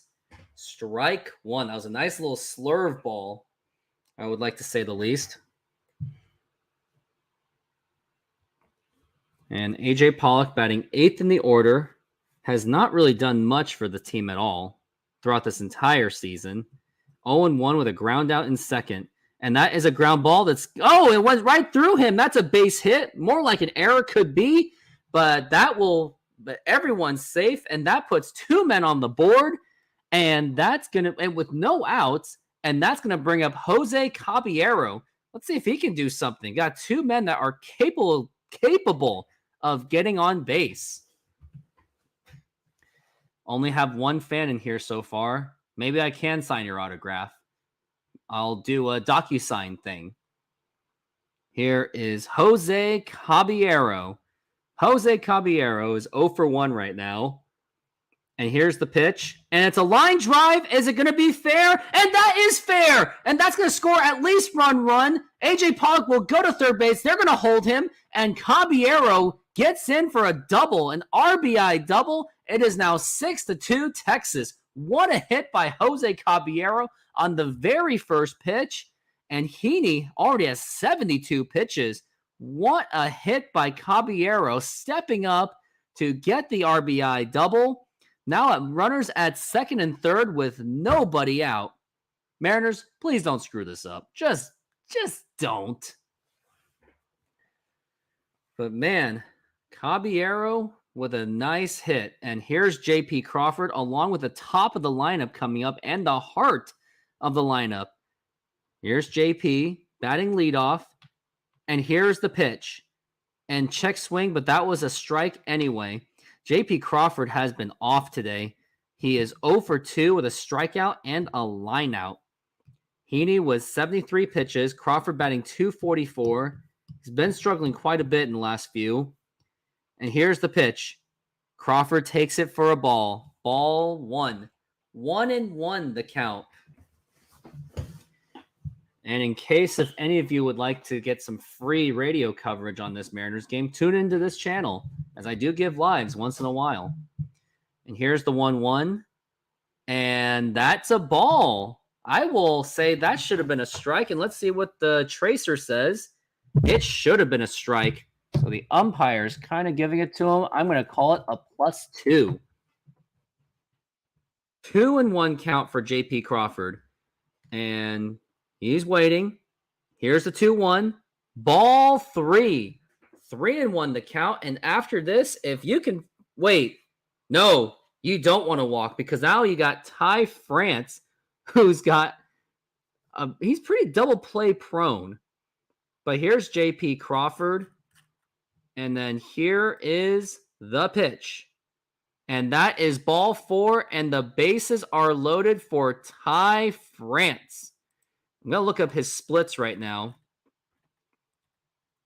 Let me take a look. With men on, he is batting .295, but when you got 2 men on and 3 men on, he's batting .167. Not doing good at all. So this is not a good combination for Ty France. And the catcher's probably just going to remind him that, hey, relax, man. Ty France hits that double play anyway.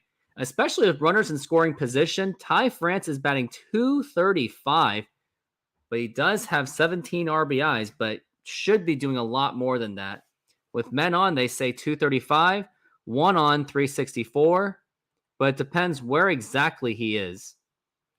Trying to see what else he's there for. Yep.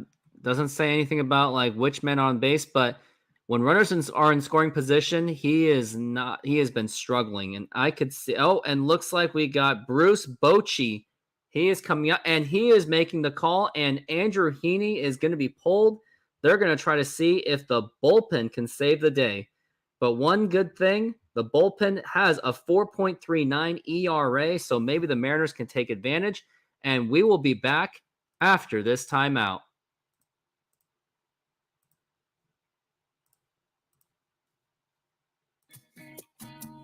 Felix Hernandez, one of the greatest Mariner of all time. He was born in Venezuela as he grew up playing baseball. He was spotted by part-time Mariner scout Luis Quenmeyer in a tournament near Maracaibo. He was impressed by his ability to throw 90 miles an hour at such a young age. He gave the Mariners notice and was eventually signed in 2002. Fun fact, the Mariners were not even the highest bidder for Felix, as the Yankees and Braves were also interested in him. However, Felix chose the Mariners because of his idol Freddie Garcia, who was with the Mariners at the time. Throughout his time in the minor leagues, he pitched very well to the point at the start of the 2005 season, he was ranked as the best pitching prospect in baseball. The Mariners eventually called him up for his major league debut on August 4th, and eventually winning his first start on August 9th against the Twins. Throughout August, he pitched very well with a 1.84 ERA, showing promise for the future. He eventually finished the season 4-4 with a 2.67 ERA. In 2006, he struggled going 12-14 with a 4.52 ERA. In 2007, Felix improved to 14-7 and nearly recorded a no-hitter, but gave up a hit against JD Drew, but he did finish with a one-hitter. 2008 wasn't really much to remember since the Mariners lost 101 games with a payroll of over $100 million. But he did hit a grand slam off of All-Star Johan Santana, which was done for the first time in the Major League history as an American League pitcher. 2009 was when he finally broke out into an All-Star and recorded over 200 strikeouts for the first time of his career, along with helping the Mariners improve to 85 victories. In 2010, the Mariners struggled to another 100-loss season. Felix did win Cy Young Award, along with a league-leading 2.27 ERA off of a 13-12 record, which was. And we are back from the break, and we have the bases loaded for Ty France. And as I said it, Ty France does have difficulties with the bases loaded. With runners in scoring position, does not bat well at all. We got Josh Sorbs, and it's a swing and a miss, and it looks like already Ty France is in. I mean, Rangers got nothing to worry about. I mean, bases are loaded, but somehow I guarantee the Mariners are going to somehow screw this up. But now it's a 1-1 count. And after this, if Ty France can somehow survive this, then you got Julio Rodriguez with a very opportunistic moment. But let's just see what Ty France can do. Basically, just don't hit into a double play. Here's the pitch, and that is a foul ball. And with a 1-2 count, here is the splits for Ty France. He bats 157 with 1 home run and 4 RBIs. Nice of these guys to show anything, but here is Ty France, 1-2, and check swings, and that's a foul ball.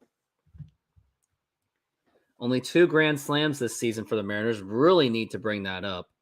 Reminds me of a time in 2004. Brett Boone was the only Mariner that year to even hit a grand slam home run for the Seattle Mariners. But here it is, the pitch, and a swing and a miss, strike 3. Ty France just goes down and strikes. He's not the guy you want with the bases loaded. Just an awful swing and a miss effort. But here is Julio Rodriguez. And for any of those that would like to remember, Julio Rodriguez last year hit a grand slam home run on July the 15th, 2022 at Texas. So this is an opportunity for Julio Rodriguez to do something. And Julio hits it, and that's going to be a double play ball. Just unbelievable, just absolute. Oh, and it's safe. And Julio Rodriguez is safe. And the Mariners score a run. That's going to be 6-3, but still should have came up with something. That's still a massive disappointment. They're showing the replay. It was obvious and out at second, but Julio, they might. I think they might try to challenge this, and I think they are going to challenge it.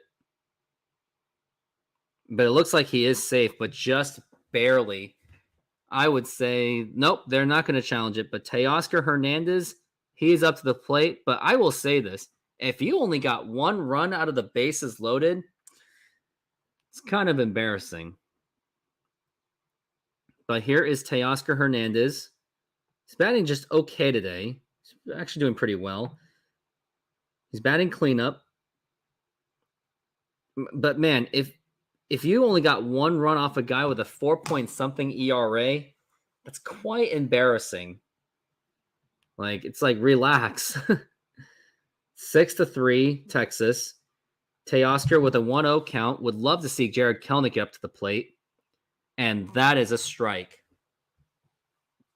Maybe don't put Jared Kelenic in fifth spot next time in this kind of situation, Scott Service. This makes me very nervous. But Teoscar, with runners in scoring position, batting .271 with 2 homers and 20 RBIs. Let's see if he can do some damage. And it's a ball, and looked like there was going to be a play at something, but didn't happen. And that is ball 2, 2-1. And we got Sorbs at 9 pitches, but still got at least 2 quick outs out of it.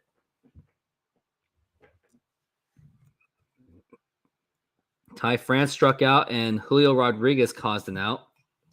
Mariners are 2 for 8 in runners in scoring position. And Teoscar, and that is a what? And the throw to the plate, and that is an obvious out. Caballero tried to make something out of it off that really bad throw, but the Mariners still don't score. And the base is loaded, and you only came up with 1 run. Just an absolute disappointment, to say the least. It was just caught me off guard. And I think it was a decoy play, too. I think that was just deliberate. It looked like it was a planned play, but that was just an easy out. I think that was a decoy. But now they're trying to hopefully see that, will Scott Service challenge this play? I don't know. But he is out. But it's the middle of the 4th inning, and they are going to transition. I don't see any. Nope, no reviews whatsoever. But that looked like a very decoy play. And Caballero was fooled.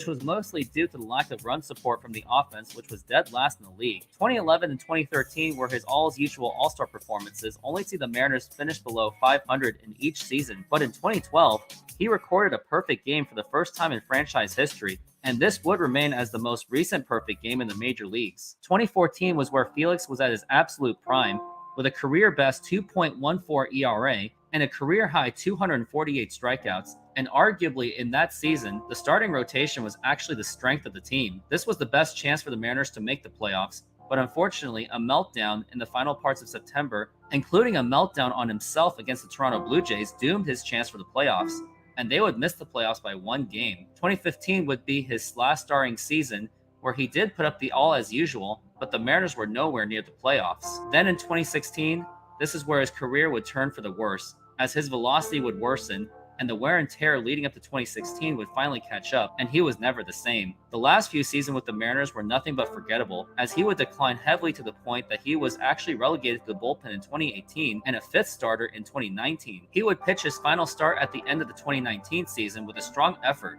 and would be taken off the field for the last time.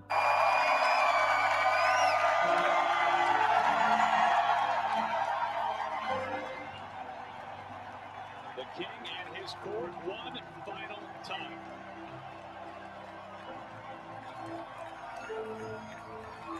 He would later sign with the Atlanta Braves and the Baltimore Orioles.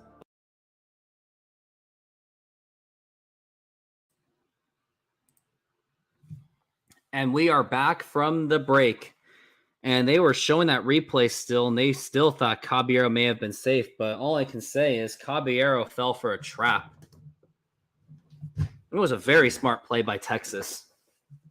It was so shocking I couldn't even call it. And that's going to be a foul ball. 0-2 count. Got Taylor Saucedo. He's doing pretty well. Got 14 strikeouts and 3 walks. One of the only few southpaws on this team. And that is a line drive, and that's going to be a double just quite easily. He gets into second base, and Texas now has a runner at second base with a no-out double. And already just by looking at it, it's going to be a very long inning. And they're just advertising the fireworks night on June 16th. They're showing it on TV right now.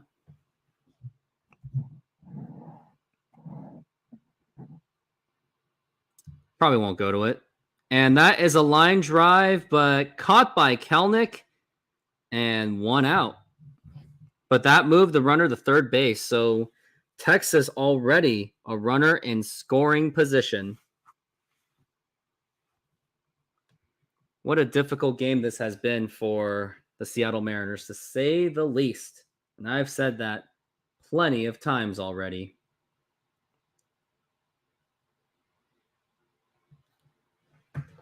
Here's Saucedo, and that's a ground ball. Will that score? Nope, it won't. Crawford with an easy play, and that is 2 outs. But I will say this, with how soon this game is at, where it's only at the 4th inning, you can't really keep yanking bullpen pitchers like that. Like, Festa was just awful. But Saucedo, I think he should get at least one more inning, because you don't want to just burn throughout your bullpen to the point you're going to have pitchers or hitters pitching. So let's not get into that situation. Reminds me of the time when Jamie Burke was forced to pitch that one time for the Seattle Mariners. And here's the pitch, and that is a strike, and I will put that as a +3 since that was a given by the umpire. Here's the 0-1, and a outside pitch makes it a 1-1 count.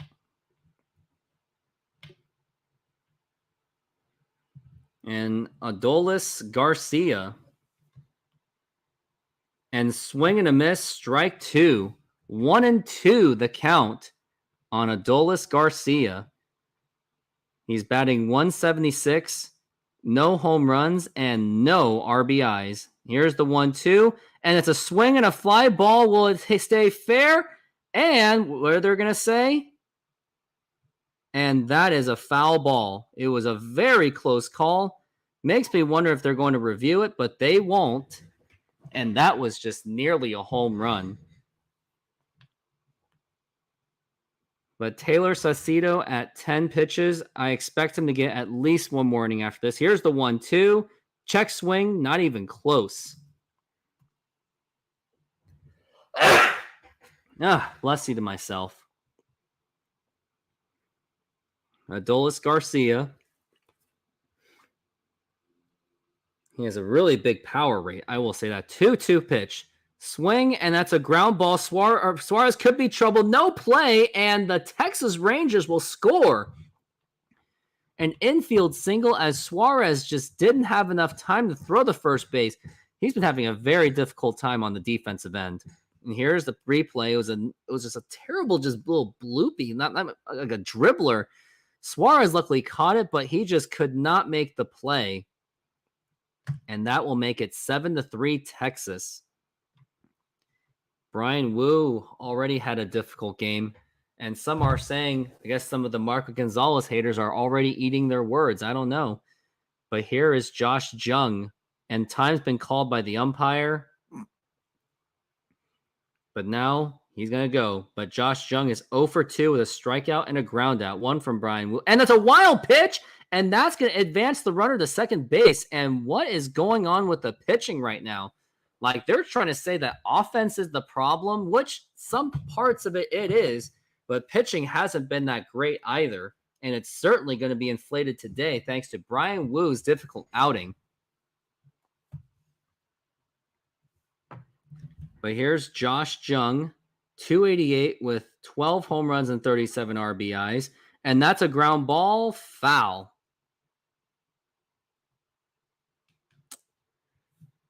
Five for 10 with runners in scoring position today for the Texas Rangers. And unless the Mariners can come up with something, they are absolutely on pace to win this game.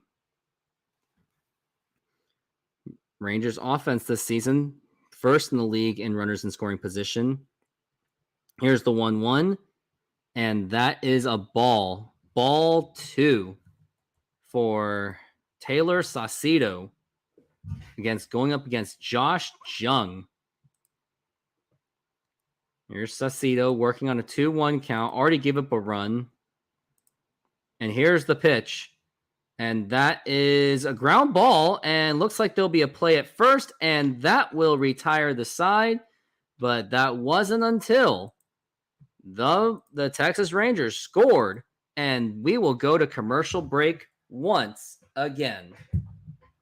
Thank God.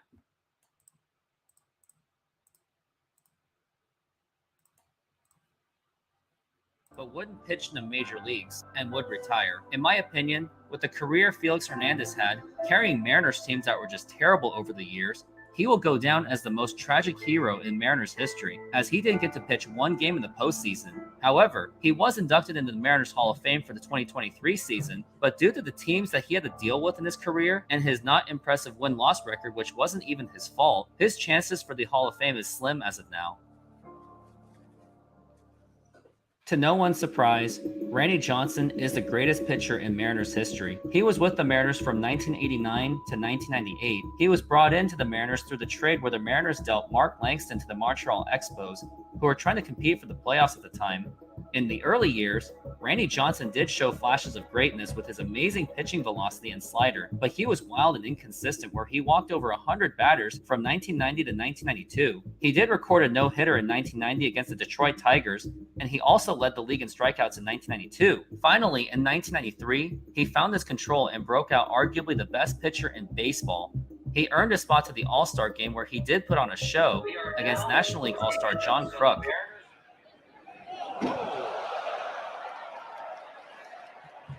Fanning himself off. Johnson has had pitches clocked at as much as 102 miles per hour in Major League play. Second half resumes on Thursday. Look at the next step. Right leg. He bailed out again at the breaking ball. He wants no part of Randy Johnson. It's kind of responsible. I don't think so. You knew that was coming. And we are back from the break.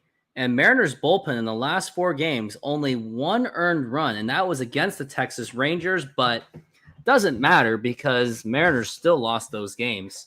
And now you got Teoscar Hernandez up to bat, still gets to bat due to that very bizarre play by Texas that got Caballero out, and that's a pop-up, and that is just too easy. Might as well just call an infield fly roll on that one. And Lowe makes the catch. And now you got Jared Kelenic up to bat. Jared Kelenic, he has a single and a walk as well. He's been hitting quite well today for the Seattle Mariners. It's a 3-7, 7-3 Texas. Here's the pitch, and that is a strike. Jared Kelenic batting 5th in the order. Kelnick running those diamond necklaces. Weird necklace, to say the least. And time's been called by the umpire. Jared Kelnick made the call. He's batting .278, 10 home runs, 27 RBIs. Dave Smith and Aaron Goldsmith on the call today. Here's the 0-1, and that is a strike.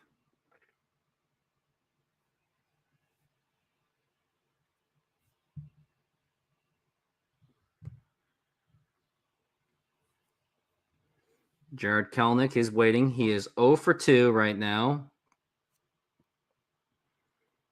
And time's been called by the umpire. Catcher just wants to have a little chat with him. I guess so, huh? It looks like there's some arguing going on concerning the time clock. Gonna take a look and see what's going on. Must-haves. Rangers dugout not pleased with. This is a timeout situation.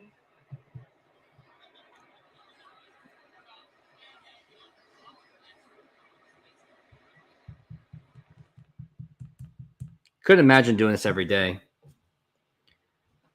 But here is Jared Kelnick.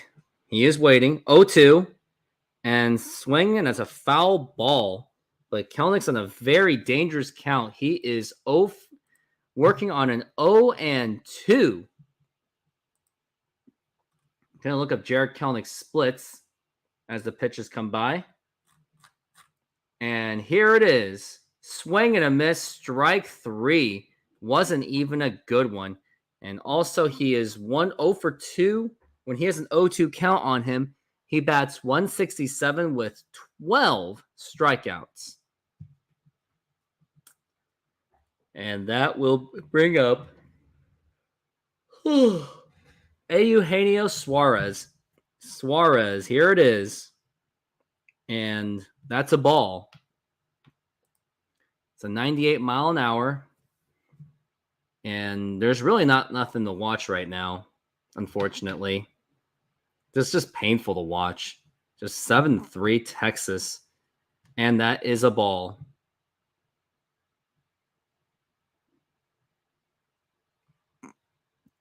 He's batting .213, 6 home runs and 34 RBIs. And here's the 2-0. And it's a swing and a miss. Got a 2-1 going up on Gino Suarez. Suarez has been having a difficult game on the defensive end, and the hitting hasn't done much either. He has a walk, but he's 0 for 1 with that strikeout right down the middle it was on a 3-2 count. And they still got Swartz on the mound today. Spores, I can't even say his name. But here's Gino Suarez. 19 pitches for Sorbs already. Not really already, considering last inning too. And that is a pop-up, and that is going to do it. And there it is. He makes the catch. And time to already go into commercial break.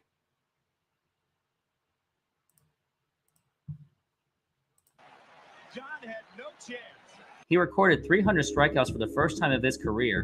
He credited his baseball success to baseball legend Nolan Ryan, where he did tell Randy to work on his mechanics, as that was one of the issues he had early in his career. 1994 would be another great season for Randy Johnson, and the Mariners were actually in contention for the playoffs, but the strike of 1994 would cut the season short.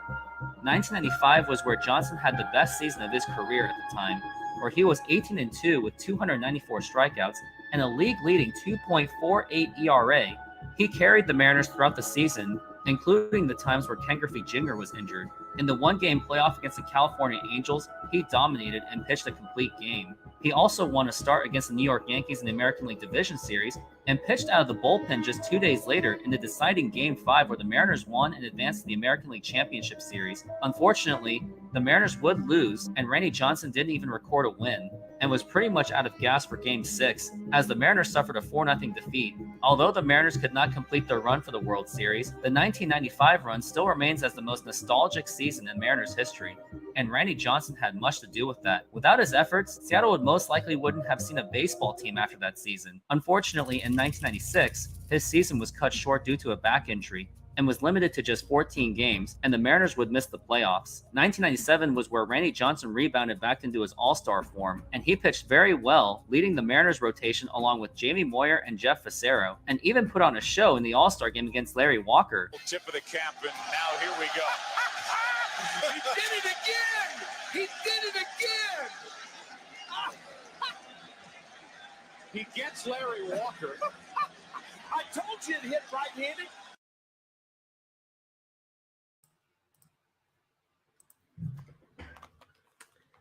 And we are back from the break. And looks like Taylor Saucedo still on the mound for today, which I expected him to, because you don't want to burn through the bullpen. It's bottom of the fifth. Texas leads 7-3. In case you have not subscribed, please subscribe. And that's going to be another gapper. Could be, oh, and it gets by Jared Kelnick, and that's going to be an easy double for Texas. Man, this is just exhausting to watch.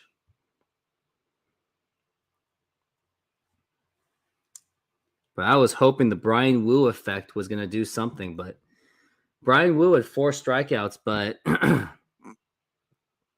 just got completely rocked by Texas. Here's Taylor Saucedo. Here it is, and that is a strike. The umpires' calls have actually been going the Mariners' way. That's going to be a +4.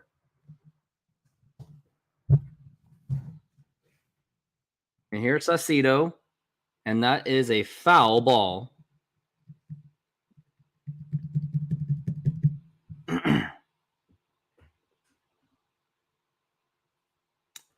Just don't see how the Mariners' offense can really come back on this, especially when they're trailing this badly. 7-3, Texas. Here's Mitch Garver, and that hits the dirt for ball 1. 1-2 the count.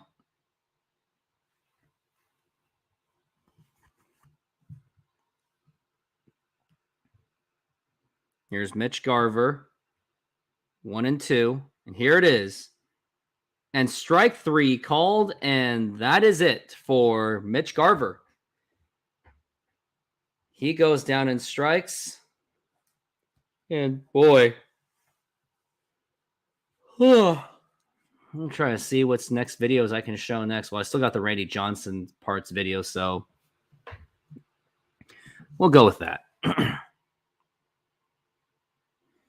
Here's Taylor Saucedo, and that will go down for a ball.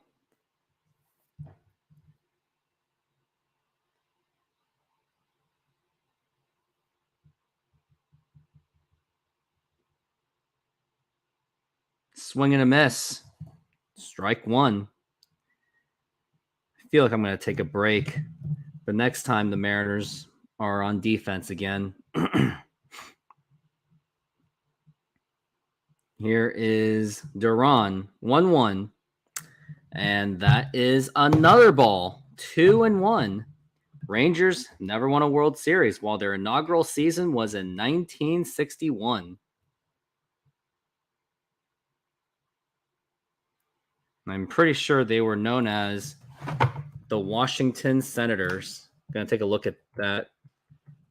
Texas Rangers, who've been in the major league since 1961, as they say, but I believe they were called the Washington Senators. And strike 2 was a 3-1. And they got it wrong. It was 1961 Senators. Interesting. Oh, so it was the original Senators that moved to Minnesota to become the Twins. But then they got the expansion team in 1961. Interesting.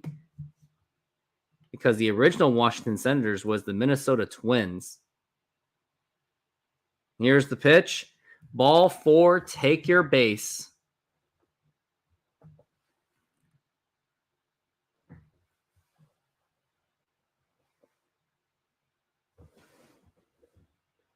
They won a World Series back in 1924. Then became the Minnesota Twins.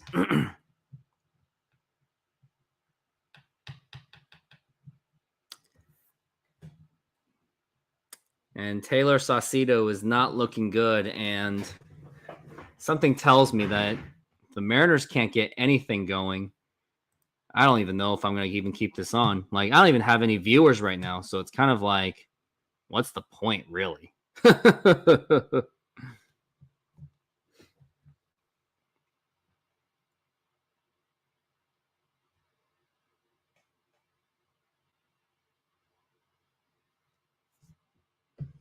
Here's Leody Taveras. It's working on a 1-0. Here's the pitch. And that is a ball. And lesson learned. Like, if I ever do a live show again, probably going to do it with a friend next time. I only did it for Bryan Wu, but didn't really work out. And that is a foul ball.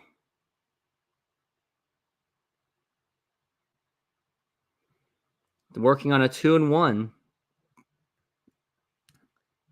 Taylor Saucedo's already given up a run. If only the Mariners offense could really get it going, but they just can't. Not against this Texas pitching. Here's a 2-1. And that is a fly ball deep left field, and that was just drilled.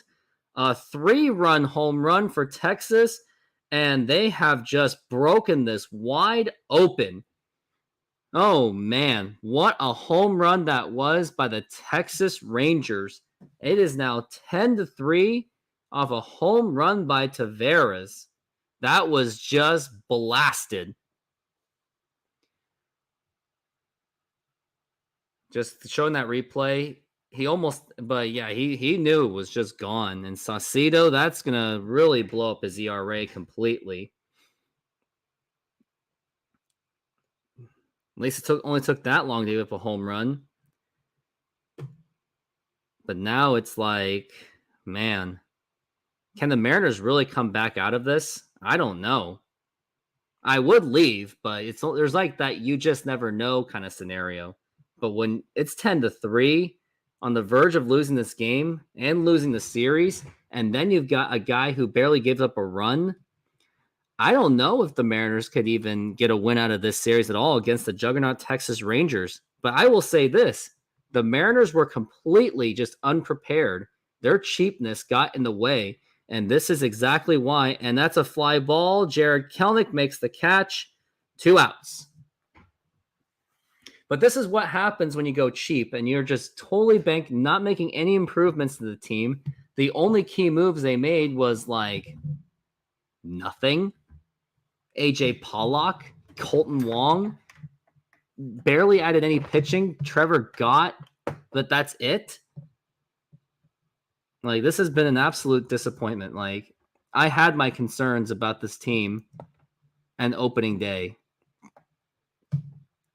I really had a really dark feeling that they were just, and you just had that dark feeling that you were just like, can Texas, you just never know. And it became that you never know. And that is a fly ball to right field, but that will be Jared Kelenic. He makes the catch, and thank God this inning is over. Taylor Saucedo may have seen his last for the day, and we will be back after this timeout. But first, let me show the Modern Exterior Solutions commercial. Modern Exterior Solutions is a fully licensed and insured full-service exterior renovations company serving Seattle and East Side communities. We know that a home is one of your most important possessions. That's why we're committed to providing high-quality, affordable home renovations for each customer's individual budget. We're diverse enough to meet the challenges of any project you put in front of us. Our workmanship minimizes the use of third-party services, and our team works together to meet all your deadlines. Anytime there's a challenge, we work with you to find a solution. We're proud to work with distributors of quality brand products with durable, ample protection from the elements for a variety of applications, including James Hardie siding and trim. Talk with us today about your project's needs, and we can help you solve all the challenges along the way.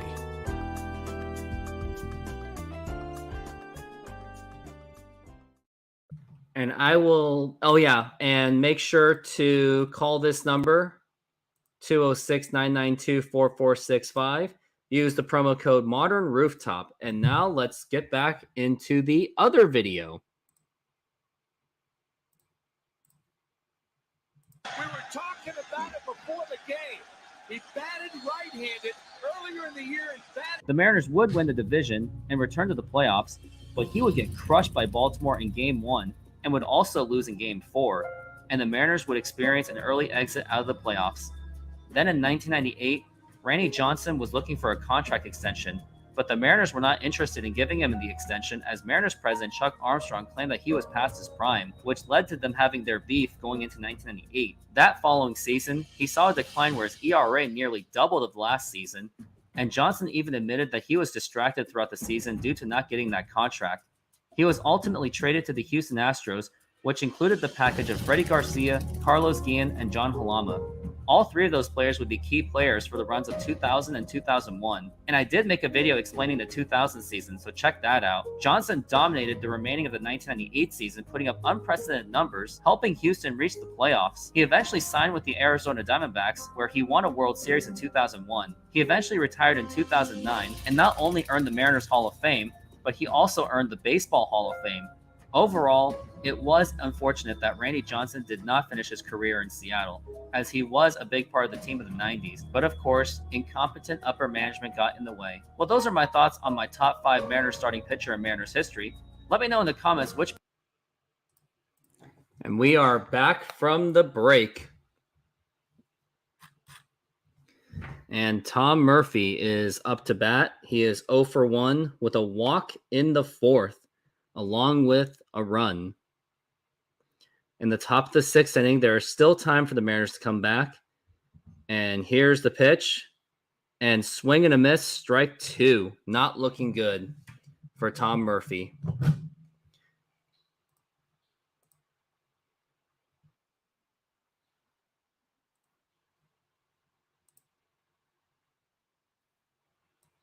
And I know the next video to show after this, it's related to the Texas Rangers in some kind of way. And that is a strike 3 for Tom Murphy. He will go down, as this has been a very long game for the Mariners. 6 of those runs given up by Bryan Wu, along with 4 of them by the bullpen. Here's A.J. Pollock. Foul ball. You just, like, I knew everyone should have known that this Texas series was going to be tough. Like, they are right now one of the best teams in baseball. And here is the pitch. Ball 1. It's a 1-1 count. And they got Leon Roberts, former Mariners outfielder from 1978 to 1980. That you were part of that as well. One of the early teams that struggled. And that's a foul ball. Strike 2. It's a 1-2, the count. I mean, after this, like for the trade deadline, the Mariners have got to do something. They've got to get someone in the offensive end, and they got to get a pitcher, something to make something work. Here's the 1-2, and that is a foul once again.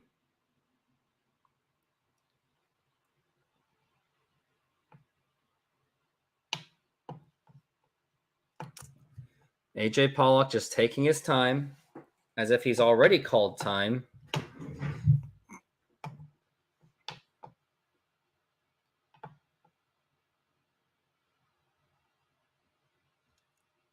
A.J. Pollock batting 169, only 4 homers, 13 RBIs.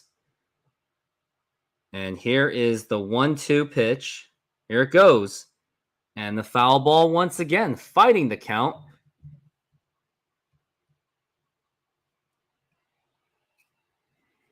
And very likely, I'll just take a break throughout the next defensive efforts. Here is 1-2 to Leon Roberts. So it's a 2-2 count. A.J. Pollock still fighting this off. See if he can do anything, because he hasn't really done much for this season at all for the Seattle Mariners. Here's the pitch. And a swing and a miss, strike three, and the futility of the offense just absolutely continues. Strike three, and there's already 2 outs for Jose Caballero. Caballero is batting 9th in the order. He has contributed for the Mariners. He is 1 for 2 with a double in the 4th, but he was thrown out off that planned, fooled throw by the catcher. Check swings, and that is a strike.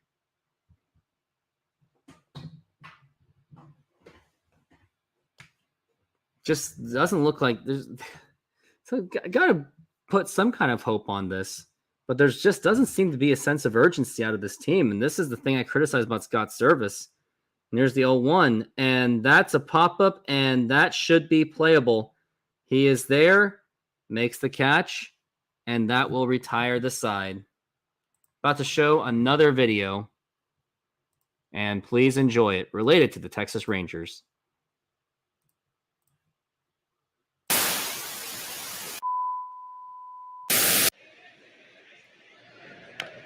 And the number back toward the mound. Got a chance to be a base hit. Cooper will have to make everything perfectly and does not. And there it is. His first major league hit. Here's the stretch. The 1-2 pitch. Swing and a line drive in the gap in right center. Drops in a base hit. Here comes the winning run. Straight from third. Alex Rodriguez wins the ball game. There's a fly ball down home. Right field line. He might get a cycle out of this one. He's digging for 2, and he's got himself a double. That's the cycle. And that is hit well into right center field. Anderson goes back, and see you later. There it is. Alex Rodriguez is now a 40-40 player. 54 years of age. The pitch swung on and belted. Line drive, fly away, Rod. His second home run of the ball game, and he is in Fuego, baby. On what happens in the offseason. And he drives one to deep left. Back near the wall and gone. Well, if that's the way he says goodbye, he does it with some style. I couldn't be happier to be in Texas. I've always liked Texas. I've always loved playing here. I've played well here over the years. Now, let's listen to the announcement for A-Rod.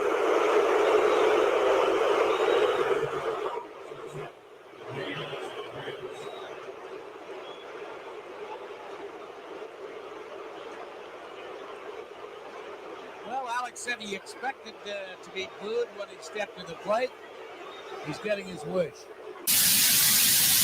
From 1994 to 2000, Alex Rodriguez played for the Seattle Mariners as a shortstop. He was a part of the 1995, 1997, and 2000 playoff runs for the Seattle Mariners. 2000 was arguably where he had the most impact for the Mariners, putting up his usual MVP numbers of 41 home runs and 132 RBIs with a win above replacement of above 10, finishing second in the MVP voting. The Mariners unfortunately fell short to the New York Yankees in the American League Championship Series. Ultimately, in the following offseason, he left for the Texas Rangers for a contract worth 10 years, $252 million, making him the highest paid player in Major League history at the time. Since then, Mariner fans forgot about his contributions in Seattle and only remember him for leaving Seattle, calling him names like A-Rod, a traitor, selfish, you name it. Throughout his time after Seattle, fans just wouldn't let it go and boo him every time he stepped into Seattle.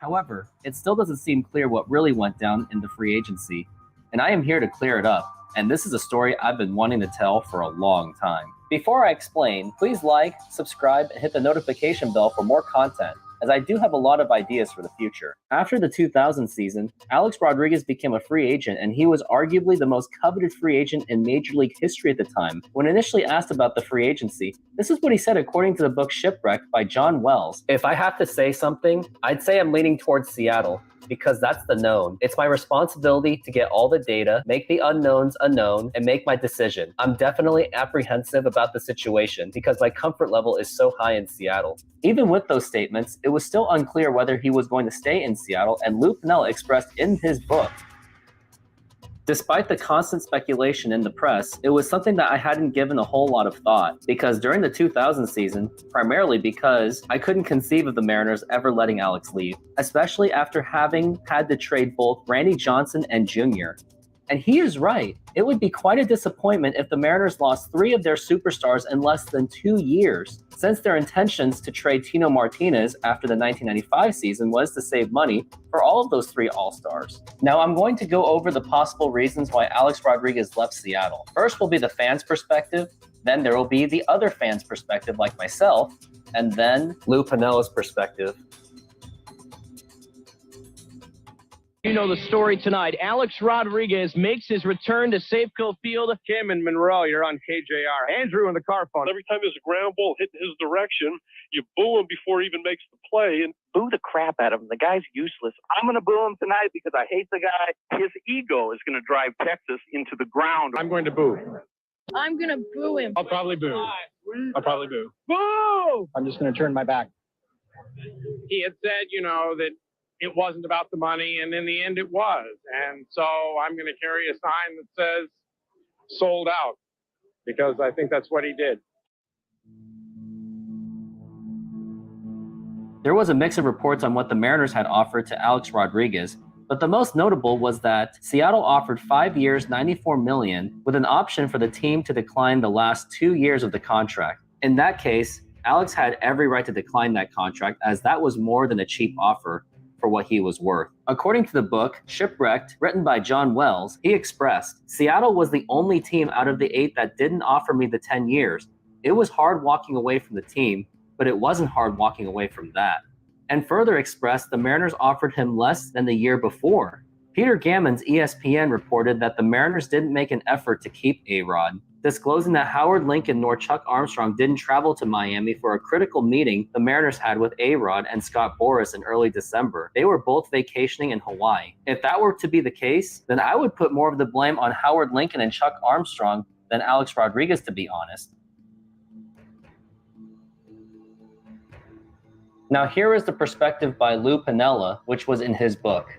When the Mariners were attempting to make an offer on Alex Rodriguez, here's what happened. General Manager Pat Gillick, Manager Lou Piniella, Mariners CEO Howard Lincoln, Mariners Chairman John Ellis, and Mariners President Chuck Armstrong went to Dallas in hopes to discuss a contract with Alex Rodriguez. Here is what Lou Piniella said in his book.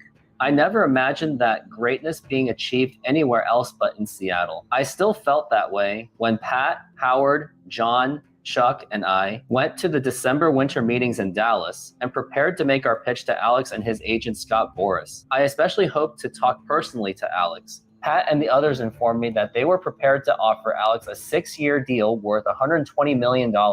I felt very comfortable with that. It was a hell of a commitment, but when Boras arrived at our suite, without Alex, I immediately felt uneasy. There was very little small talk.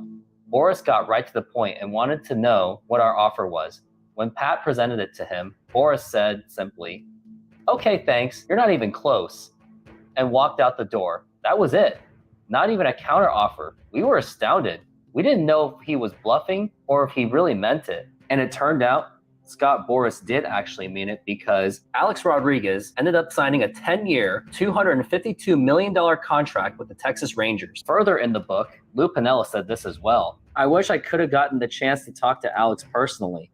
I couldn't blame him for taking that offer. It was a business decision, and Boras didn't open the door any further for us. I did feel that if we had gotten Alex in the room, we could have convinced him to stay. But Boras came in alone, and once he took over, all the emotions went out of it. It became all business. When Alex called me to say goodbye, it was a very painful conversation for both of us. I called Lou after I made my decision. Alex said in an interview for this book, I told him, I'm going to sign with Texas, but I wanted to tell you first so you wouldn't have to read it in the news. Obviously, it was a very sad day for me because playing for Lou, I was spoiled. I had great protection, and he was a great mentor for me. There were tears on both sides. And years later, when Alex Rodriguez retired, he also expressed this about Lou Piniella. For me, today is about really thanking all the fans and all the coaches, managers, people that gave me an opportunity. I think about Woody Woodward, who drafted me with Roger Youngward. I think about Lou Piniella and Edgar Martinez, who were great teachers and mentors to me at 18 years old. I've always said I wish I had 5 more years with Lou Piniella because I think I would have benefited from his tutelage and his mentorship. So I'm going to take all sides of the story and connect them all together based on my interpretation. So Alex preferred to stay in Seattle, but he put all of his trust on his agent, Scott Boras. Then the Mariners tried to make an offer, and Scott Boras happened to be in the room without A-Rod. With limited communication, Boras walked out of the door fast without allowing negotiations. Then Howard Lincoln and Chuck Armstrong gave up and went off to vacation in Hawaii. And then Alex Rodriguez just signed a contract with the Texas Rangers. At the end of the day, I didn't blame Alex for taking that money at all, as he did work hard for it, especially through a tough childhood. Furthermore, I don't like it when fans say that baseball players are overpaid and spoiled, because of the paths that these players had to take to get to that level was excruciating and painful, and a lot of hard work. There was a good video made by Eric Sim who explained his difficult life in the minor leagues. Also subscribe to his channel and check out his video. Now, do I think that Alex Rodriguez is some kind of angel or something? No, since he does have a self-promoting image, since he does have a picture of himself in a centaur form.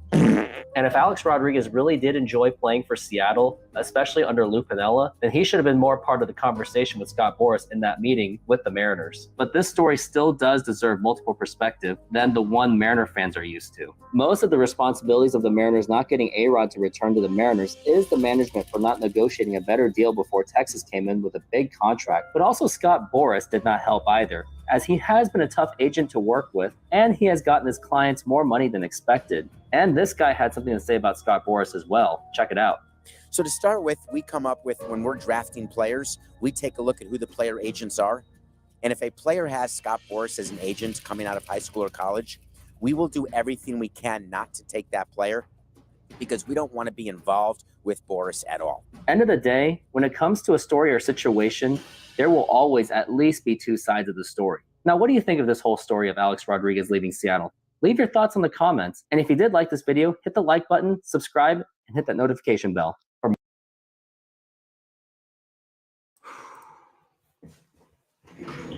And I am back from the break, and that was a really nice long one. I really needed that, as this game was just exhausting to cover. And JP Crawford, he fouls it off. He is at an 0-2 count, or 2-2 count. You got Laceric. He's got 18 pitches of work, been pitching very well for the bullpen. Just can't see a comeback out of this one. But here is the 2-2 to JP. And the fly ball looks like it could be blooping, could be trouble, but he makes the catch. 1 out.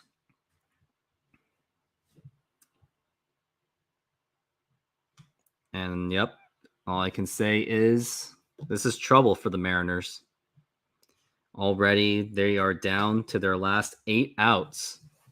And now you got Ty France up to bat.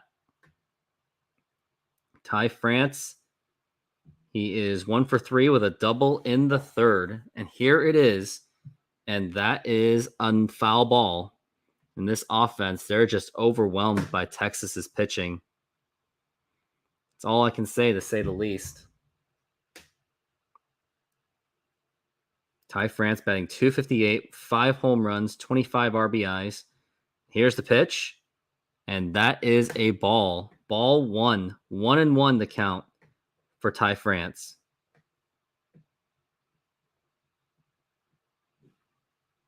And here's Ty France, 1-1. Inside for ball 2. And once again, thank you very much for anyone that has been on this channel. Thank you very much. And if you can hit that subscribe button, that'd be fantastic. Here's Ty France, 2-1.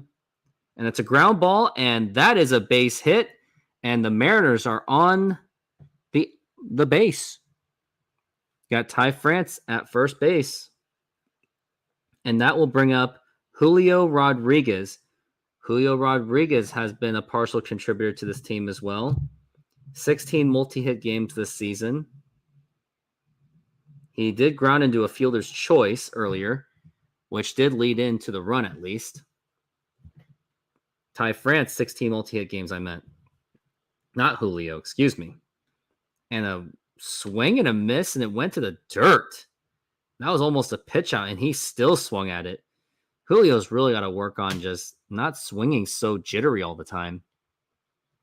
But Julio is a single, stolen base, RBI, and a run. So he has done something for the Mariners today. But here's Julio. 1 for 3. Here it is.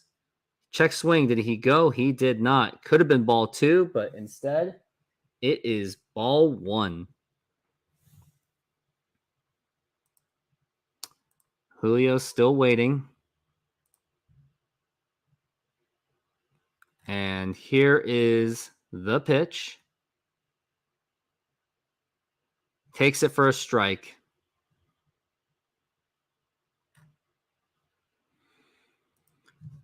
That will be a +3 since did not agree with that.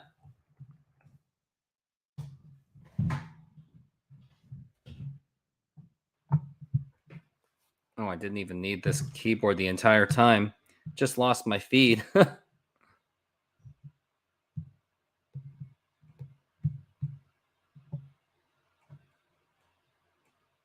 And Julio's still up to bat. It is a 2-2.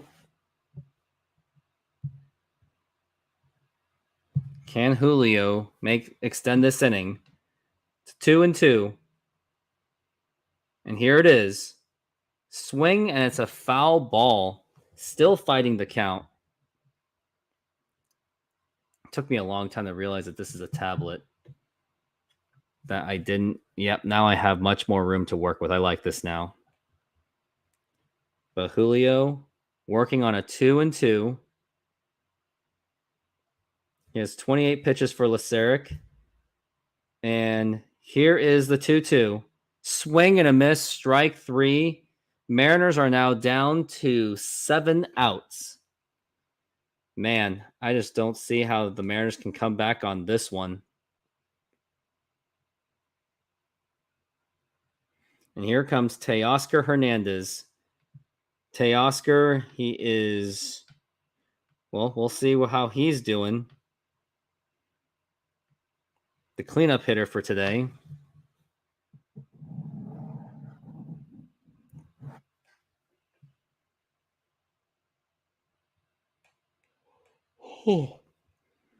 Here's Teoscar, 1-0. 2-0 the count. Teoscar is 1 for 3 with a single.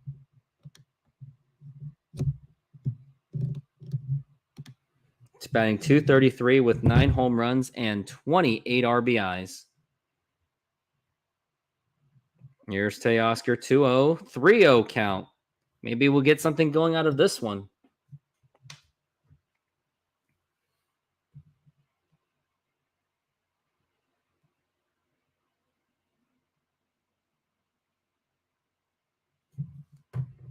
And here's Teoscar, 3-0, takes it for a strike. Expected. He just wanted that walk. Because after that, you got Jared Kelenic, who can maybe do some damage. And as you can tell, I'm just really down on this one. And here's Teoscar. Here's a 3-1. Swing and a miss, strike 2. And it wasn't even in the strike zone, but he couldn't see that. He was trying to get something out of that one. And the next time the Mariners play Texas, it is not until September 22nd through the 24th in Arlington, Texas again. And here is pitches from Teoscar. Here it is. Swing and a miss, strike 3. And man, this is just embarrassment written all over it. And that actually retired the side as well. That's how out of touch I feel from this game, because Mariners have just been getting just rocked today. A very difficult outing for Bryan Wu today, which is very unfortunate. And now I'm going to show the commercial by Modern Exterior Solutions. Modern Exterior Solutions is a fully licensed and insured full-service exterior renovations company serving Seattle and East Side communities. We know that a home is one of your most important possessions. That's why we're committed to providing high-quality, affordable home renovations for each customer's individual budget. We're diverse enough to meet the challenges of any project you put in front of us. Our workmanship minimizes the use of third-party services, and our team works together to meet all your deadlines. Anytime there's a challenge, we work with you to find a solution. We're proud to work with distributors of quality brand products with durable, ample protection from the elements for a variety of applications, including James Hardie siding and trim. Talk with us today about your project's needs, and we can help you solve all the challenges along the way.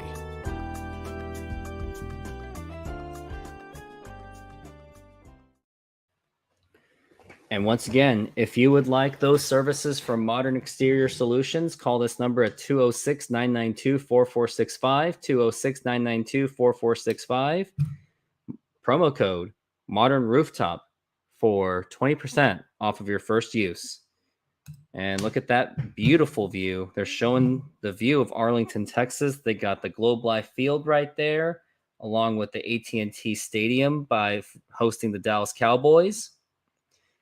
I've been to Texas, and yep, when they say it's flat, that's as flat as it gets.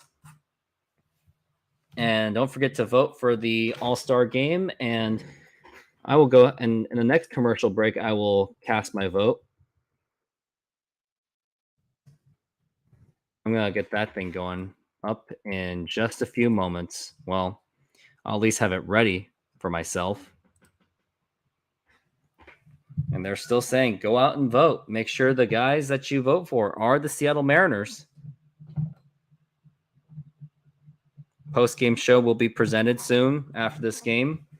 As if I don't even know if I would have one, to say the least.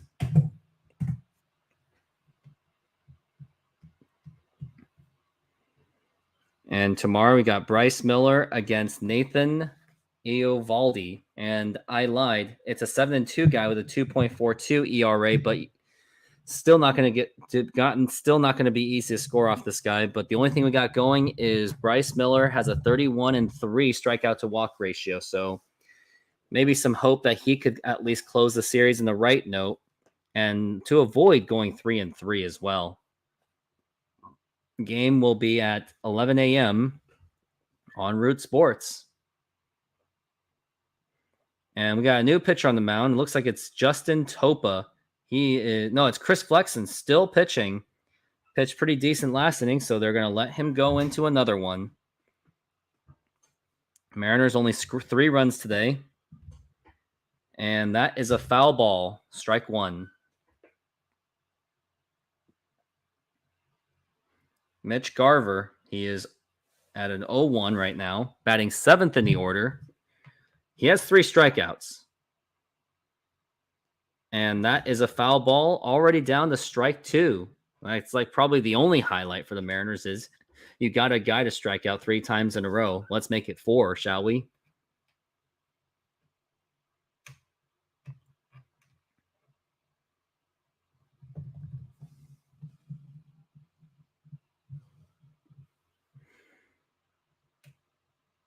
And here's Flexen. And here is the pitch. And it's a ground ball, and that's going to be a base hit as Texas still continues to get the hits.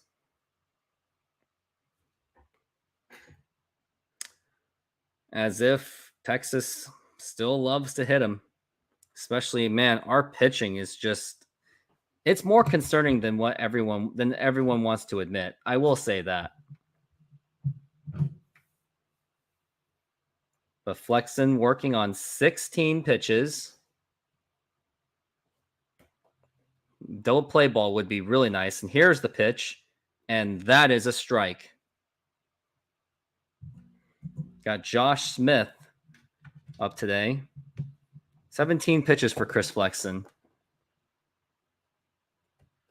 3 home runs, 5 RBIs, batting .211. Inside for ball 1.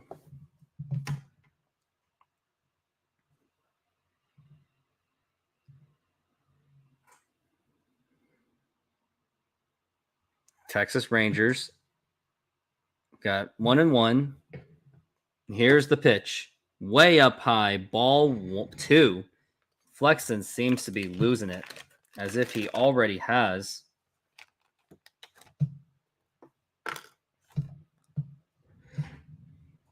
Texas this season's batting .326 with the balls in play. And here's the 2-1 pitch. And it's a ground ball, and that is going to be another base hit. And that is just going to advance the runner to throw to second, and he's safe. We got a man on second and third with absolutely nobody out. Oh boy. Like, I will say this, like, if Mariners score again, like, I think I'm just going to sign off on this one. It's not even worth putting a post-game show for this one, as Mariners just haven't really done anything at all. Just getting absolutely battered. I mean, this is the Texas offense, one of the tops in baseball, to say the least. And here's the pitch. Ball 1. Got a 1-0 the count. Leody Taveras, switch hitter, hit a home run last time up. And there it is. Strike 1. Like, if the Mariners ever make a comeback like this, it would be absolutely unprecedented. And the show has gone on for 2 hours and 30 minutes, and that is a foul ball. Thank you. It was a bad pitch, but we'll take it. Strike 2. He's batting .303 with 2 homers. In 43 games this season he has played. And here's Leody Taveras. And here is the pitch. And swing and a miss, strike 3. He will go down in strikes. He was fuming at himself, but it's 1 out.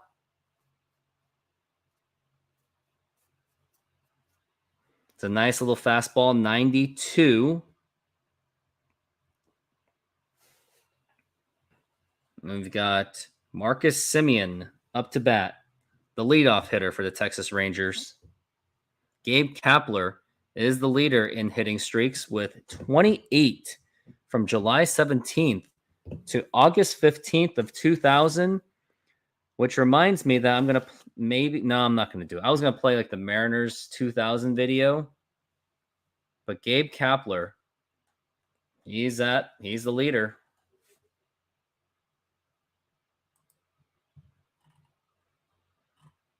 And then here's the pitch. Hits the dirt for ball 1.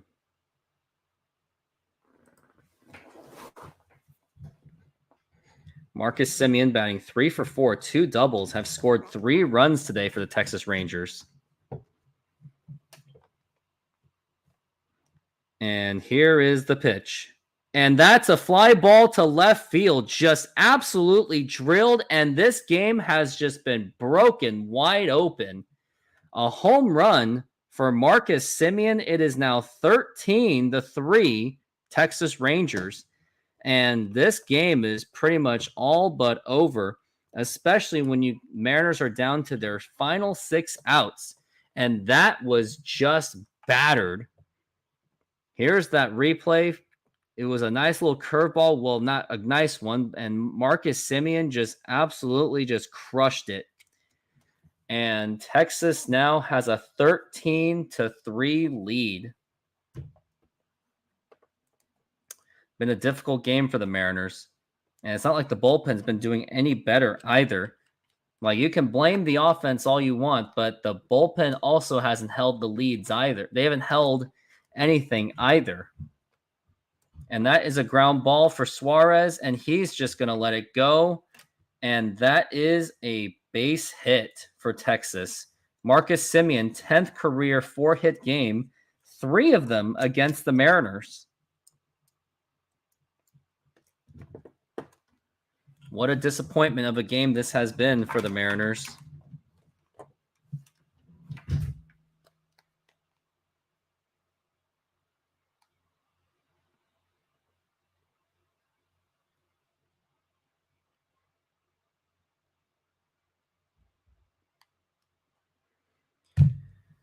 And it's an 0-1 count.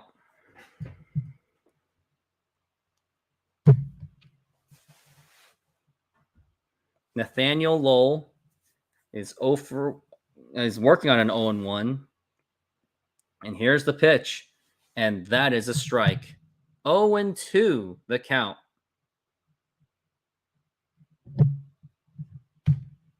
I mean, the popular opinion, of course, is going to be the Mariners just didn't come up with runs. But hey, if the Mariners scored 3 runs last night, that would have been more than enough to win the game.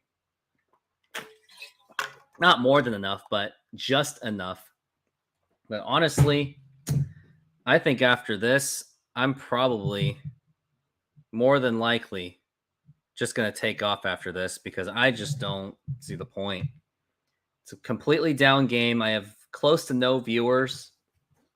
Like, looks like this just isn't the game to be. And the Mariners have to find a way to somehow win tomorrow against a much more superior pitcher with Bryce Miller. And to think about it, the Mariners have already lost 2 series in a row. And here is a fly ball, and that's going to be trouble. And that is also gone. And I think I'm signing off. This just completely has just been broken open. And I think I'm signing off.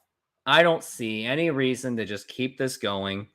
It is now 15-3. Chris Flexen just completely is just getting rocked.